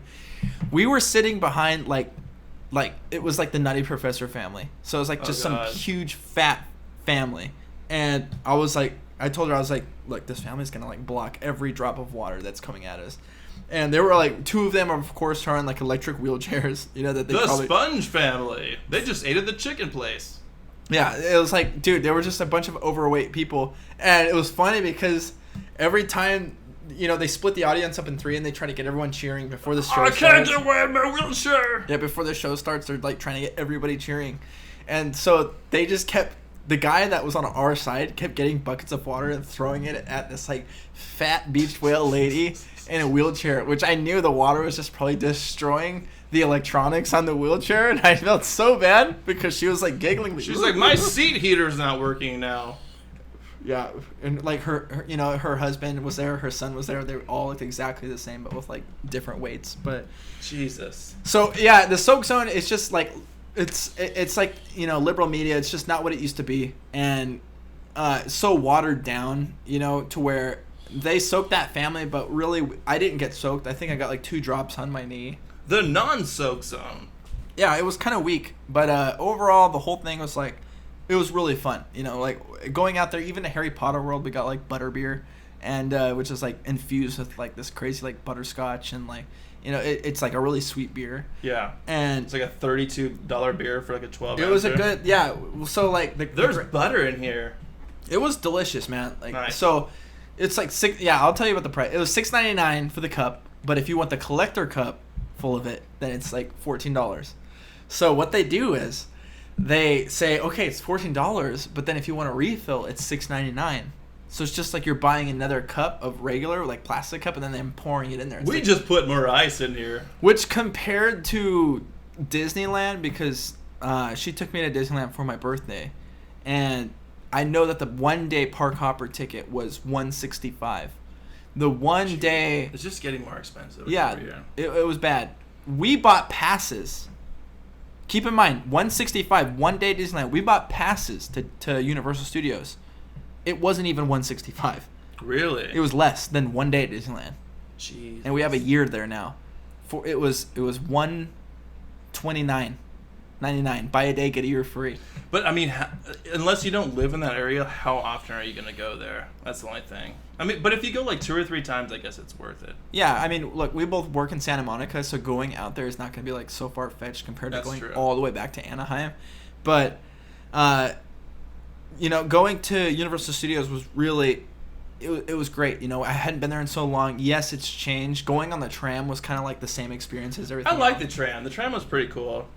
You got freaking, you have a fake ass, big ass Jaws coming at you, just like, oh, you're like, I saw that coming. And then you go in through the tunnel, and there's like this huge gorilla that you're expecting to come around the little bend there. Yeah, dude, that one's pretty cool. And it's pretty cool if you stay in line because they have all those misters keeping you nice and cool. So that's a pretty fun freaking little ride. But Dude, the drop on Jurassic Park is still like the shit. The T-Rex yells at you at the very end, and you're just like, okay, great. he's like, what are you in here for? Yeah. You go down the chute, the whole kabang. You get soaked. You come out. You got the Jurassic Cafe. It's like, okay, you're all about Jurassic Park. They're trying to sell you T-shirts that say "I survived Jurassic Park the ride." They're only $35, sir. Yeah, dude. Which Oh, I remember when we were kids. I remember when that movie first came out, when they built that ride. The freaking shit. Because me and my brother were such big fans of Jurassic Park when it came out, and then Dude. one of our neighbors took us with his their daughters, and we went there, the 5 of us. And I remember going on that ride, and I was just like, dude, freaking Jurassic Park, it's our favorite movie. We're gonna go on the ride, and dude, every like little aspect, from like the Jeeps, that looked all OG, to like going through and seeing like little raptors, like like eating shit, and there's like mist everywhere. It's just like so surreal. Like when you're like a kid, it's just like, dude, this is amazing. Yeah, but when you go, it's just like they got lazy. They don't even drop that car anymore because nobody wants to get that soaked. The car's just like there, like laying down in the water. So like we gave up on this part. yeah, and that's kind of like what I felt with Waterworld. Like they didn't really want to get you that soaked. Waterworld in so long. It's That cool. movie. Yeah, it's still just as good. The whole show is just it's flawless, man. Like there's just lots of shooting, like machine guns, people falling and dying. Falling into, like, vats of I acid. remember it's a very super like active show. It's awesome. That's cool, man. Dude, it is so freaking hot today. We are over here in my brother's house in Downey, and it's like 90. It was 98 degrees when I got here, dude. And it was like 4:00. So freaking hot. You know, am I getting old now because I prefer like board shorts with underwear lining in them versus the old board shorts that didn't have them? Like I prefer like these shorts that have underwear like lining in them now. I'm just like, I'll take those. I don't know. I think I'm getting old. I don't know. What do you think? You're getting old. I am getting old. But that was a good little dip though, bro. And I do appreciate that. Dude, so I was taking a shit today. And I have a shared bathroom at work. Like there's like 4 stalls. I heard this dude sounds so stupid. Wiping his ass like okay. It usually takes like 2 or 3 like wipes to like wipe your ass, right? To like and then you're done. This dude was like you can hear him like going through the roll like and then like doing his shit like this dude. I don't know if he had like gnarly diarrhea or something, he wiped his ass like 10 times. Like, dude, if you're gonna wipe your ass any more than 3 times, just take your nasty ass back home and take a shower. That's so gross. So gross. Well, now that we're on the topic of using the restroom, I've been having to buy like twice as much toilet paper lately. Why? Because every time my girlfriend comes over, I don't know what she's doing, dude. Like, she goes into the bathroom and like literally half the toilet paper roll like disappears. She like wipes makeup off, or she does what, like, her thing, you know. I'm not gonna say, but like She like wraps it around like a pitcher's she's just glove. getting big balls of toilet paper, dude, and like Jesus. doing something with it, dude. And then like some of it's flushed, some of it ends up in the trash can. But all I know is like every time she comes over, you can count on like 2 or 3 toilet paper rolls just disappearing. And I told her, funny. I was like, I sent her like my notes for tonight, you know, like for tonight's podcast. It's like, hey, look at the last line, because it says my girlfriend uses way too much toilet paper, and she's just like, LOL, don't say that. And I was like, I don't know, I think I will. I think sorry. I think that's fair game. But yeah, dude, like, so I'm on Amazon, dude, or I go to like Walmart, you know, and they'll sell you like 12 like regular thin rolls for They're like, you're gonna be able to see through this toilet paper for like but it's $15. cheap. But then if you buy the double ply, which is like what you want, then that shit's like, it's the same price, but then you only get half the rolls, you know. So you just gotta mix and match, dude. It's just toilet paper, but some people use it up way, you know, much quicker than anybody else. All I know is that, dude, as soon as I moved in, I bought a 24 pack, and that thing lasted me a lifetime.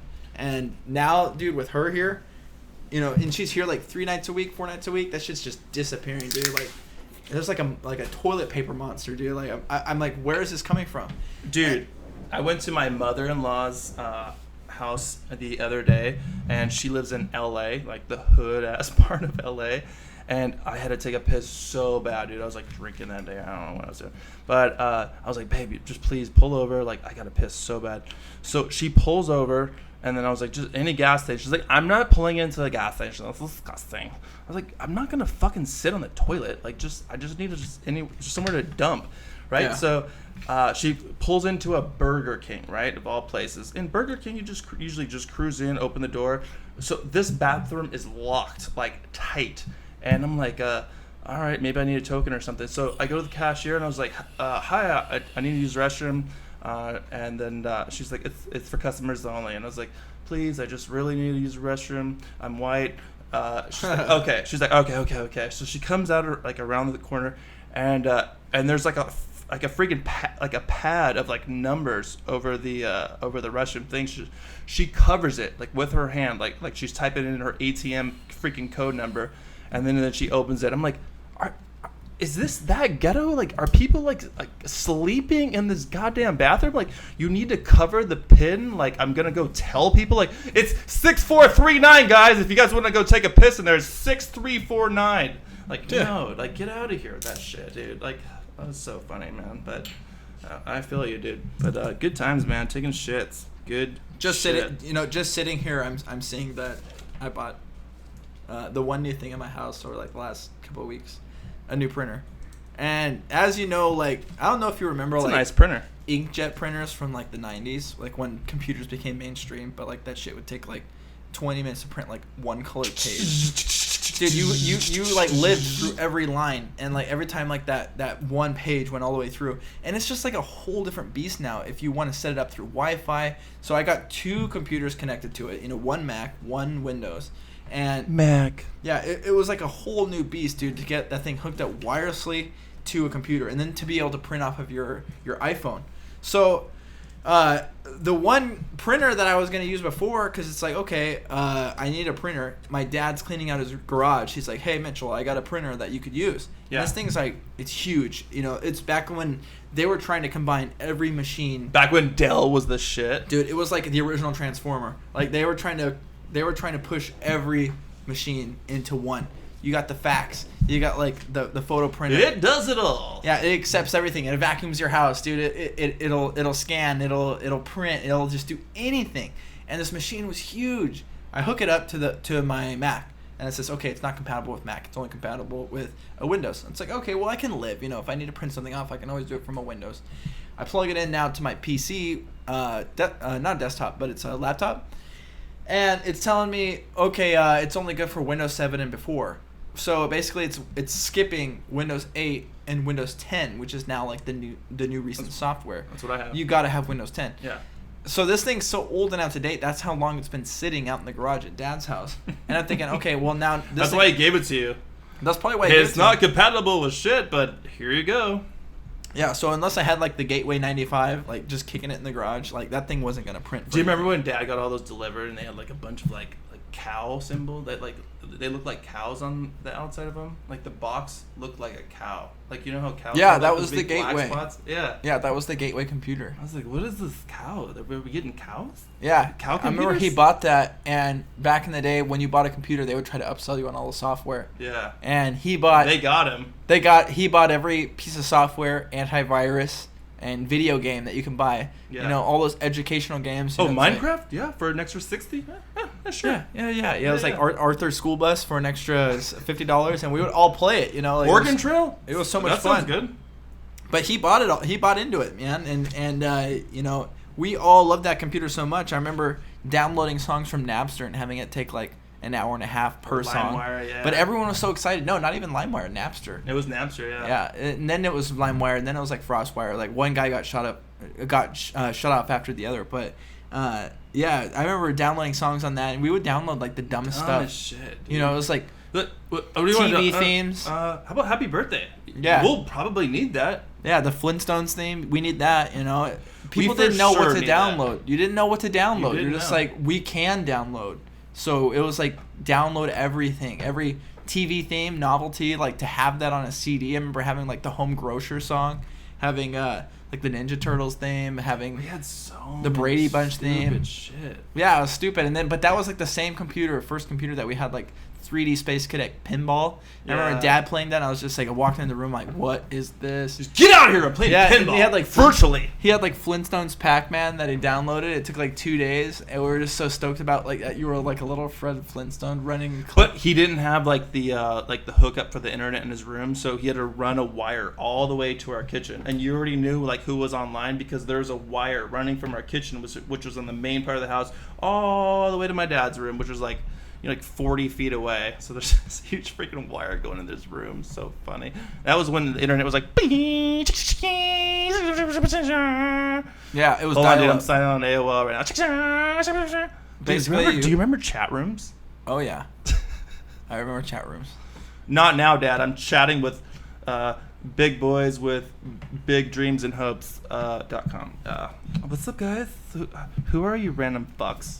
Dude, I just remember using the screen name Killer Jaws 2000 and just scaring everybody in the chat room. People used to go in chat rooms to like just like lay out their life story, to lay out like whatever was going on, and then like You're like, what's up, dude? I'm It from was Tennessee. weird. Yeah, No one gives a shit, bro. Because you would pick what kind of chat room you wanted to go into, Right. age-wise, topic-wise, and you would like go You're in like, there. what's up, ASL? And Age, that's- sex, location. But that was like the thing, Yeah. you know? You go in there, and then it wasn't long after that it became social networking, and you would just, you know, put pictures of yourself up or whatever. Connecting the whole Those world. chat rooms made you comfortable with that, because what was the difference between that and a group chat on MySpace? You know, or you're putting up a picture of yourself, you're editing the background and putting up a song that represents you, Dude, which they don't even do MySpace. anymore. I like to just go into like random groups like at work and be like, hey, dude, add me on MySpace. I'm like, what? Just kidding, dude. I remember MySpace, dude. Remember when you had to like edit like all your own shit? Like you had to like put in like all kinds of codes, but you had to like look up codes and like to change like the like the background of your your shit. Like, I want to have like money on the background of mine. Okay, you need to put in this code. Da, da, da, da. I want this song. Okay, you need to put in this code. Nowadays it's just Facebook. Just like, how you feeling today, Tommy? I don't know, hungover. How you feeling, Facebook? It's so like thoughtless now. Yeah. You know? I don't have Facebook anymore, but it is thoughtless. I think there's a little more thought that's going to go into something like Snapchat or Instagram, where instead of just posting how you feel, you're putting up like a picture and a caption like, "Hey, I'm at Disneyland," or "Hey, I'm walking the dog right now." And there's a little more to it, you know, than like Facebook, where it's like people would just like put like they wouldn't even decide on their own. They would just like click on like a mood that they were in based on like some face that would be on some there. emoji. Yeah, or the one thing that I never liked was I'm feeling sad. people posting pictures of their food and that's writing the worst. hashtag food porn. Yeah. Oh, I hated that, dude. Eating a hot dog, dude. Nobody cares what you're eating, Jim. Just eat that shit, Dude, even with like Snapchat, they got a lot of funny filters on there. You can do like funny videos, but there's some of them, dude, that they won't take down. Like this one of like a dog. Like if you put the filter on your face, it's like a dog. Oh my god. Shooting out its tongue, going. Every single girl. Every girl does that, dude. She's like, look, I'm a bitch. I mean, I'm a dog. Dude, every girl does that same photo. It's the same people that do that are the same ones that put up the picture of the little coffee with where they put like the little leaf on the coffee, you know, and then they're I'm at a coffee shop, you know, just reading a book, and I got my little tea leaf coffee. And then they put up a quote. Oh yeah, just success is like success. You don't even practice what you preach. You just saw a funny quote, and it's Monday, bitch. Like they didn't. You don't. They didn't just not see. They did not just see what. They did not just write that and quote somebody else. They just Googled 5 minutes earlier quotes about success, quotes from blah blah blah blah blah. My friend posted this. I'm so feeling it. Yeah, dude. It's like okay. Relax, Becky. Okay. Everybody knows you're a stripper. Dude, I actually, when I was at the botanical garden, there was so it was me and my girlfriend, her friend Maricela, and her boyfriend, and so we're at God,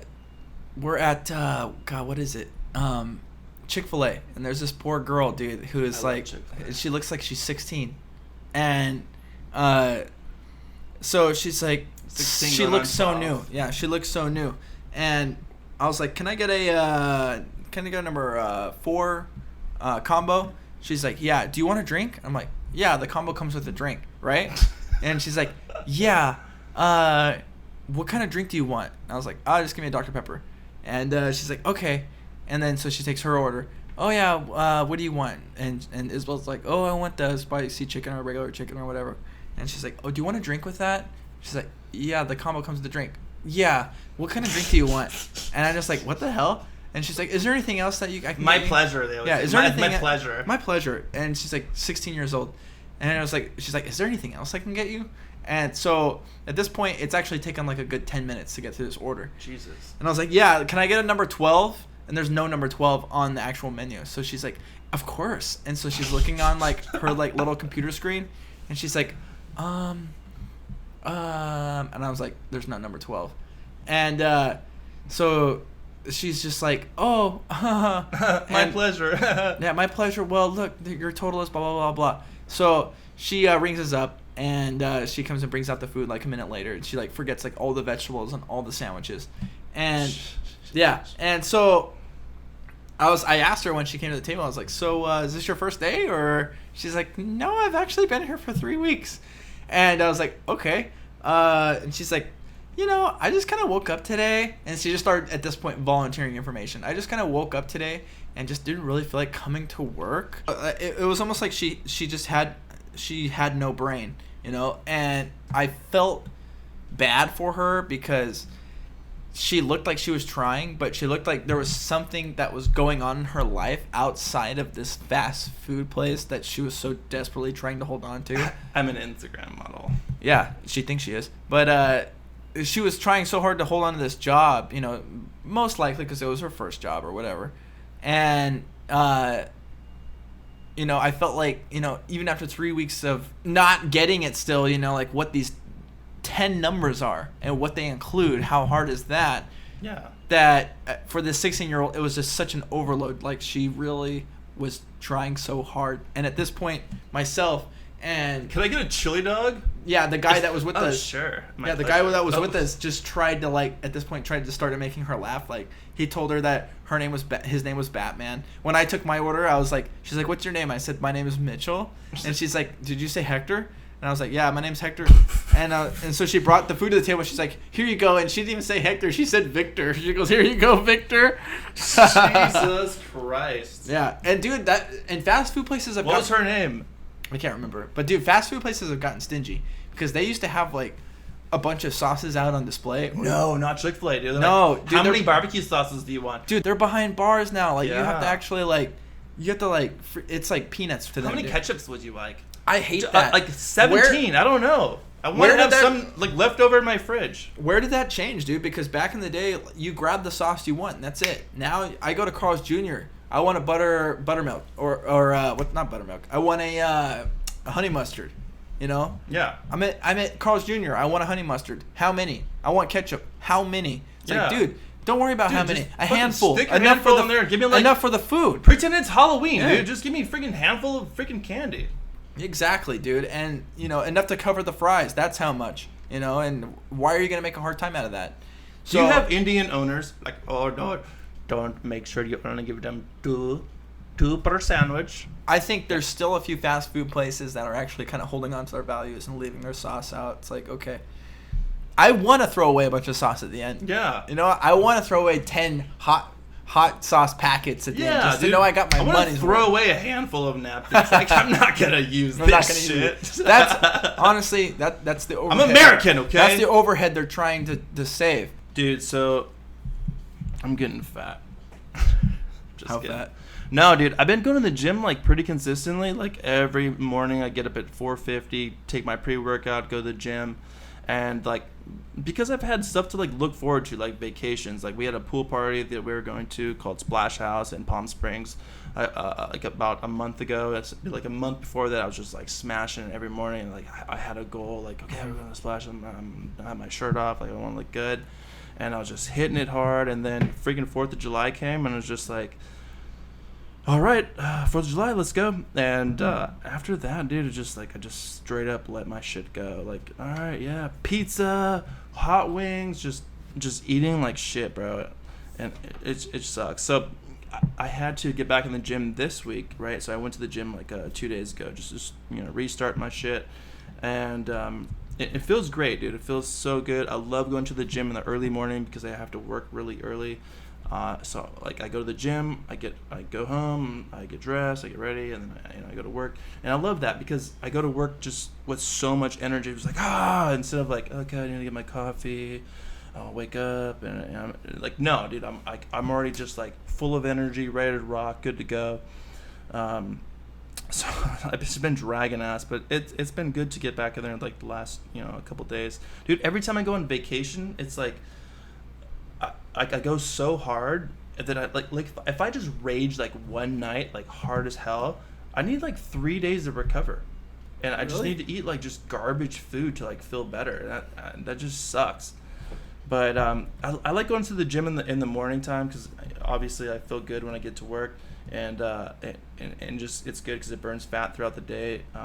But a couple of those times like I would miss in the morning, and I would just have to go at night and work out with the masses. And going to the gym in the morning is cool because it's just like a bunch of old farts. They don't take up any machines. They're like good to go, and there's not too many people there. But dude, going at night, it's just a shit show, dude. Like it's gnarly, and what it is just like a bunch of Instagram whores, and they're like taking pictures. Like, dude, I seen this freaking chick at the gym.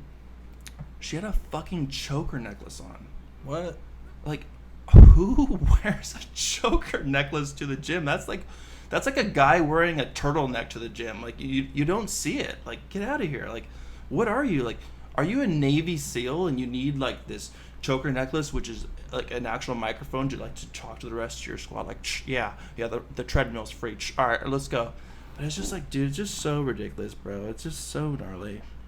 Oh, dude. So I had a sore tooth the other day, and I had to go to the dentist, and I googled like how to like feel better. I hate the dentist, and they're like just wear headphones that are noise canceling. So I was just blaring some music when I went to the dentist, and it was pretty cool because obviously I felt them drilling or whatever, but I really didn't. I didn't hear that drill like fuck yeah, your ears. So it was pretty solid, dude. And I was thinking when I was in that dentist chair, I was like, how the hell do I still have all of my teeth? Like, dude, do you remember when we were little kids? Like, do you remember making Kool-Aid? Yeah. So, directions of making Kool-Aid. Get a picture of water. Put in the packet of Kool-Aid, which is sugar. Okay, add 3 giant hefty scoops of sugar. Take your glass, sugar the rim. Add in sugar Kool-Aid. It's not sweet enough? Add more sugar. Like, here's a sugar cube to eat on the side. Like, it's like ridiculous, bro. Like, I don't know how I don't have just a bunch of silver teeth. Why? Did you have too many cavities from the sugar? I always have cavities ever since I was young. They're just like, well, was you I have the only one that 37 was I the cavities. only one that didn't get them?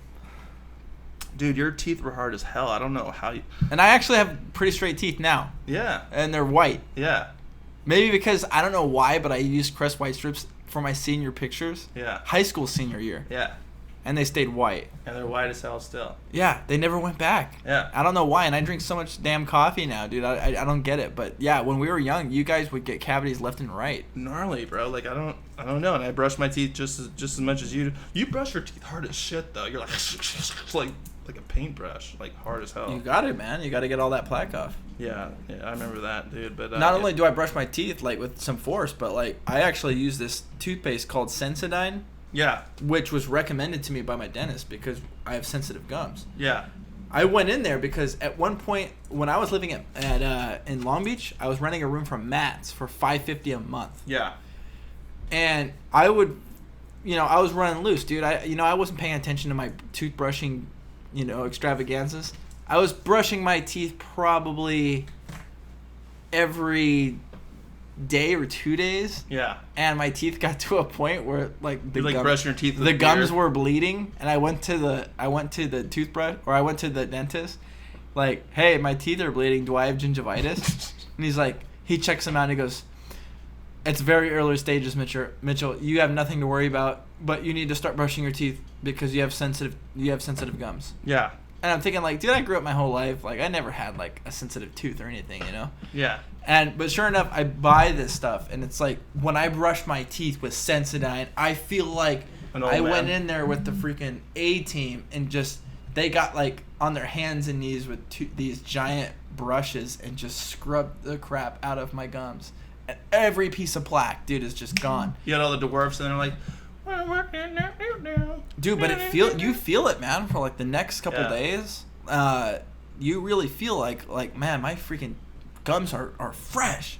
And scrub the shit out of them. dude, you do. And but now, like, dude, I got my toothbrush. I have two toothpastes. I have the Sensodyne and I have the Crest. Like, everyone has dirty Crest, dude, and who doesn't have a little bottle of Crest? Like, super rolled up thing, dude. Just barely in there, just squeezing it out. Yeah. Okay, so Isabel's got her own drawer at my house. So, but she's got so many clothes and she's here so much that she needs clothes for the next day or for work. Dude, back in the day, my wife used to bring over like a bag like bigger than you've ever seen in your life. She's like, yeah, it's just some of my stuff for work. But dude, it was like a huge, like the hugest suitcase you've ever seen, but it was just like a big bag. So, but she didn't have her own drawer because I had a small little bachelor pad with like a dresser and like a little closet that like fit my like snow jackets that I never wore. But So it was just a bunch of clothes flopped onto the ground. I think you're giving it to her, dude. She's got her own. Did she pay rent too for that drawer, or She's not. What are we gonna do? just tell her to clean your kitchen? Well, she does the dishes. Oh, dude. She does the dishes. Dude, shout out to your girlfriend, dude. She's freaking amazing. Yeah, she is. She's super cool. She's awesome. I love her, dude. So this morning, I was taking a piss, right? And I had a thought while I was at the urinal. Why do all men, like, why do all of us guys, why do we all spit into the urinal while we take a piss, or before we take a piss, or after? Like anytime we go to the urinal, it's like poof, before we piss. I mean, like, are we claiming our shit like dogs? Like are we claiming our tree? Like, this is my urinal. You cannot piss here. Like, I don't know. Or does the smell of urinal cakes just excite us so much? Like, just make us salivate and spit? I don't understand. Dude, what if... this is dumb. What if urinal cakes smelled like fast food and just makes us so hungry that we salivate and just like... and we have to spit, and then it's just like, does that urinal cake smell like In-N-Out to you? And you just have to spit. I don't know. Dude, speaking of bathrooms, have you ever just took a shit and maybe just not wiped your ass correctly, like, because I stand up for work, I walk around, like, you ever just get IAS, like itchy asshole syndrome, where your booty just gets so itchy and you just got to go to the bathroom and just do like a snicker wipe. What is a snicker wipe? A snicker wipe, it's just like a re-wipe. Like, you got to wipe away all that ass sweat and like leftover shit that you forgot about the first time. Yeah, I've definitely had that happen, dude. Me neither. Yeah. Dude, the other night, like, have you ever just let your asshole hair grow so much out of your ass and like not trim it, and you're just laying on your belly, and the blanket just moves a certain way, and it just tickles your little man tail, and you're just like, you just, yeah, me neither. I have to play this video for you guys. This is so awesome. Check it out. Well, this will be exciting. Make a then. You got to charge your phone. This old dude's just flexing on it. He patted me on my rear end, and I just met her. She says, will you drop your pants? She says, drop your pants. He luckily didn't get a slap in the face. And I'm saying I'm still laughing, but I'm still angry. Wait, what is that video about? Dude, it's this like 80-year-old couple. And he's basically saying, like, back in the day, I used to grab my wife's ass. I used to like we're still like young in heart, but we're old as shit. I love that. I don't know.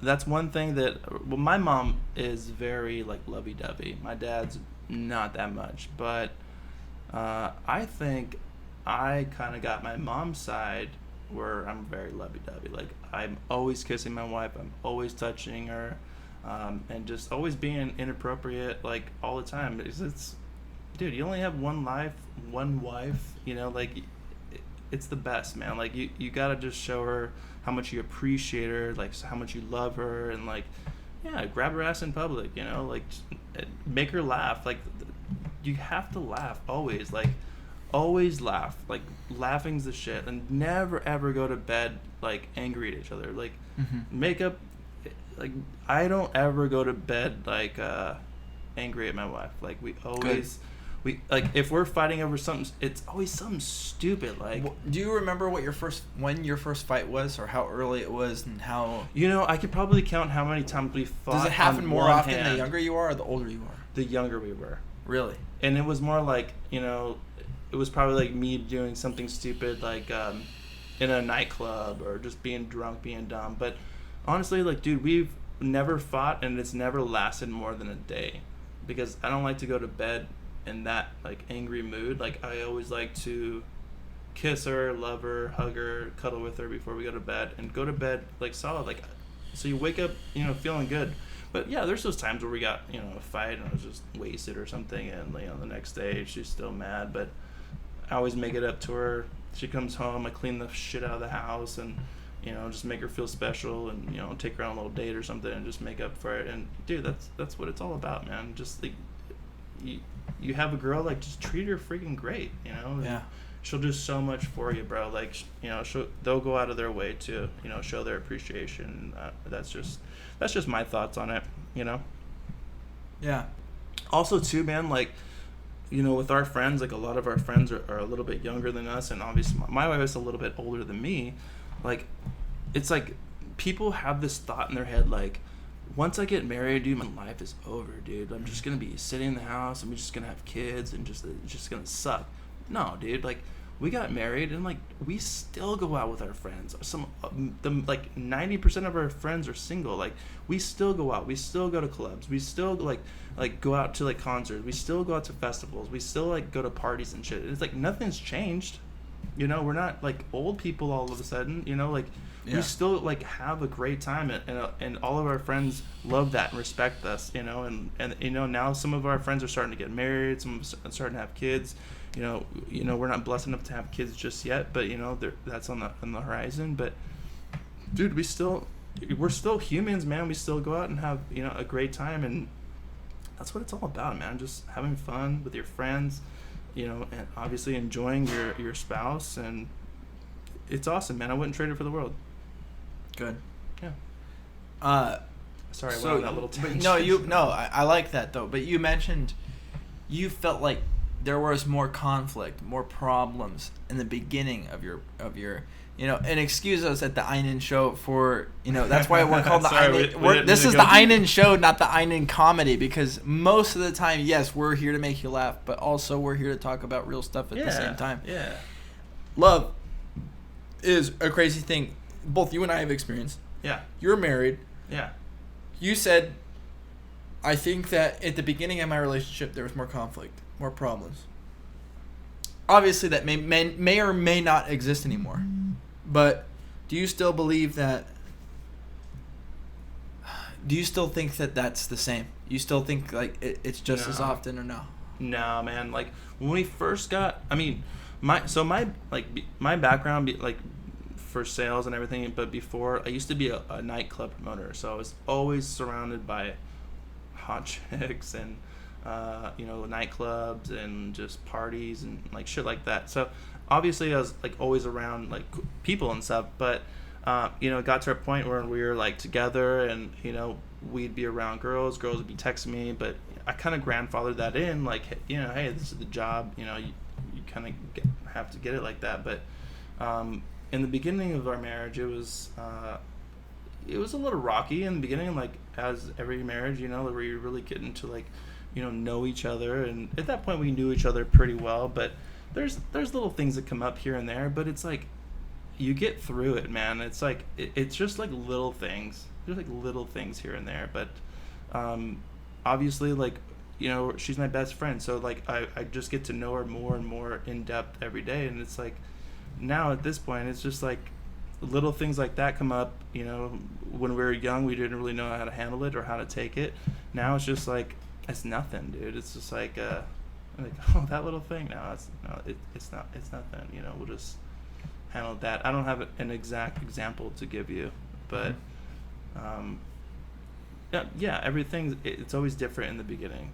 It's always a little more rough, but as you grow older and more wiser, it just gets easier and more funner, and like now we're just living our life, and each day is an adventure. Try to do something different every day, like or every weekend.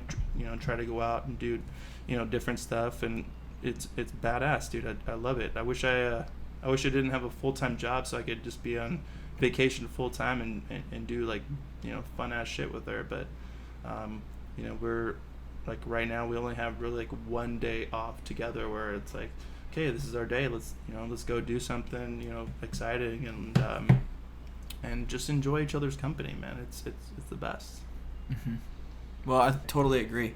And being in a new relationship is just it's been an eye-opener. It's incredible. I'll say this, dude, being in a new relationship, you got the clothes and like a new drawer at your house, or you got like a toothbrush here and there, but at the same time you just realize life is moving on. You're in a different place, and a part of you actually kind of likes that. So you love we love our fans, of course, and we love receiving message from you guys or feedback from you guys, but at the same time we know how important it is to just give it back, and not just to friends, fans, and family, but also to our significant others. Absolutely. I think that's not only one of the things that the Eynon Brothers podcast promotes is of course love everyone around you and have a good time and laugh, but also to be 100% who you are, and and give that as much love as you receive back to people out there that have given it to you. Yeah. All right, Absolutely. everyone. It was a great podcast. Thanks, guys. We'll we love you talk so to you guys much. soon. We have so much freaking awesome stuff coming up for you guys here in the near future. Just stay tuned, and you guys are gonna love it. Ow!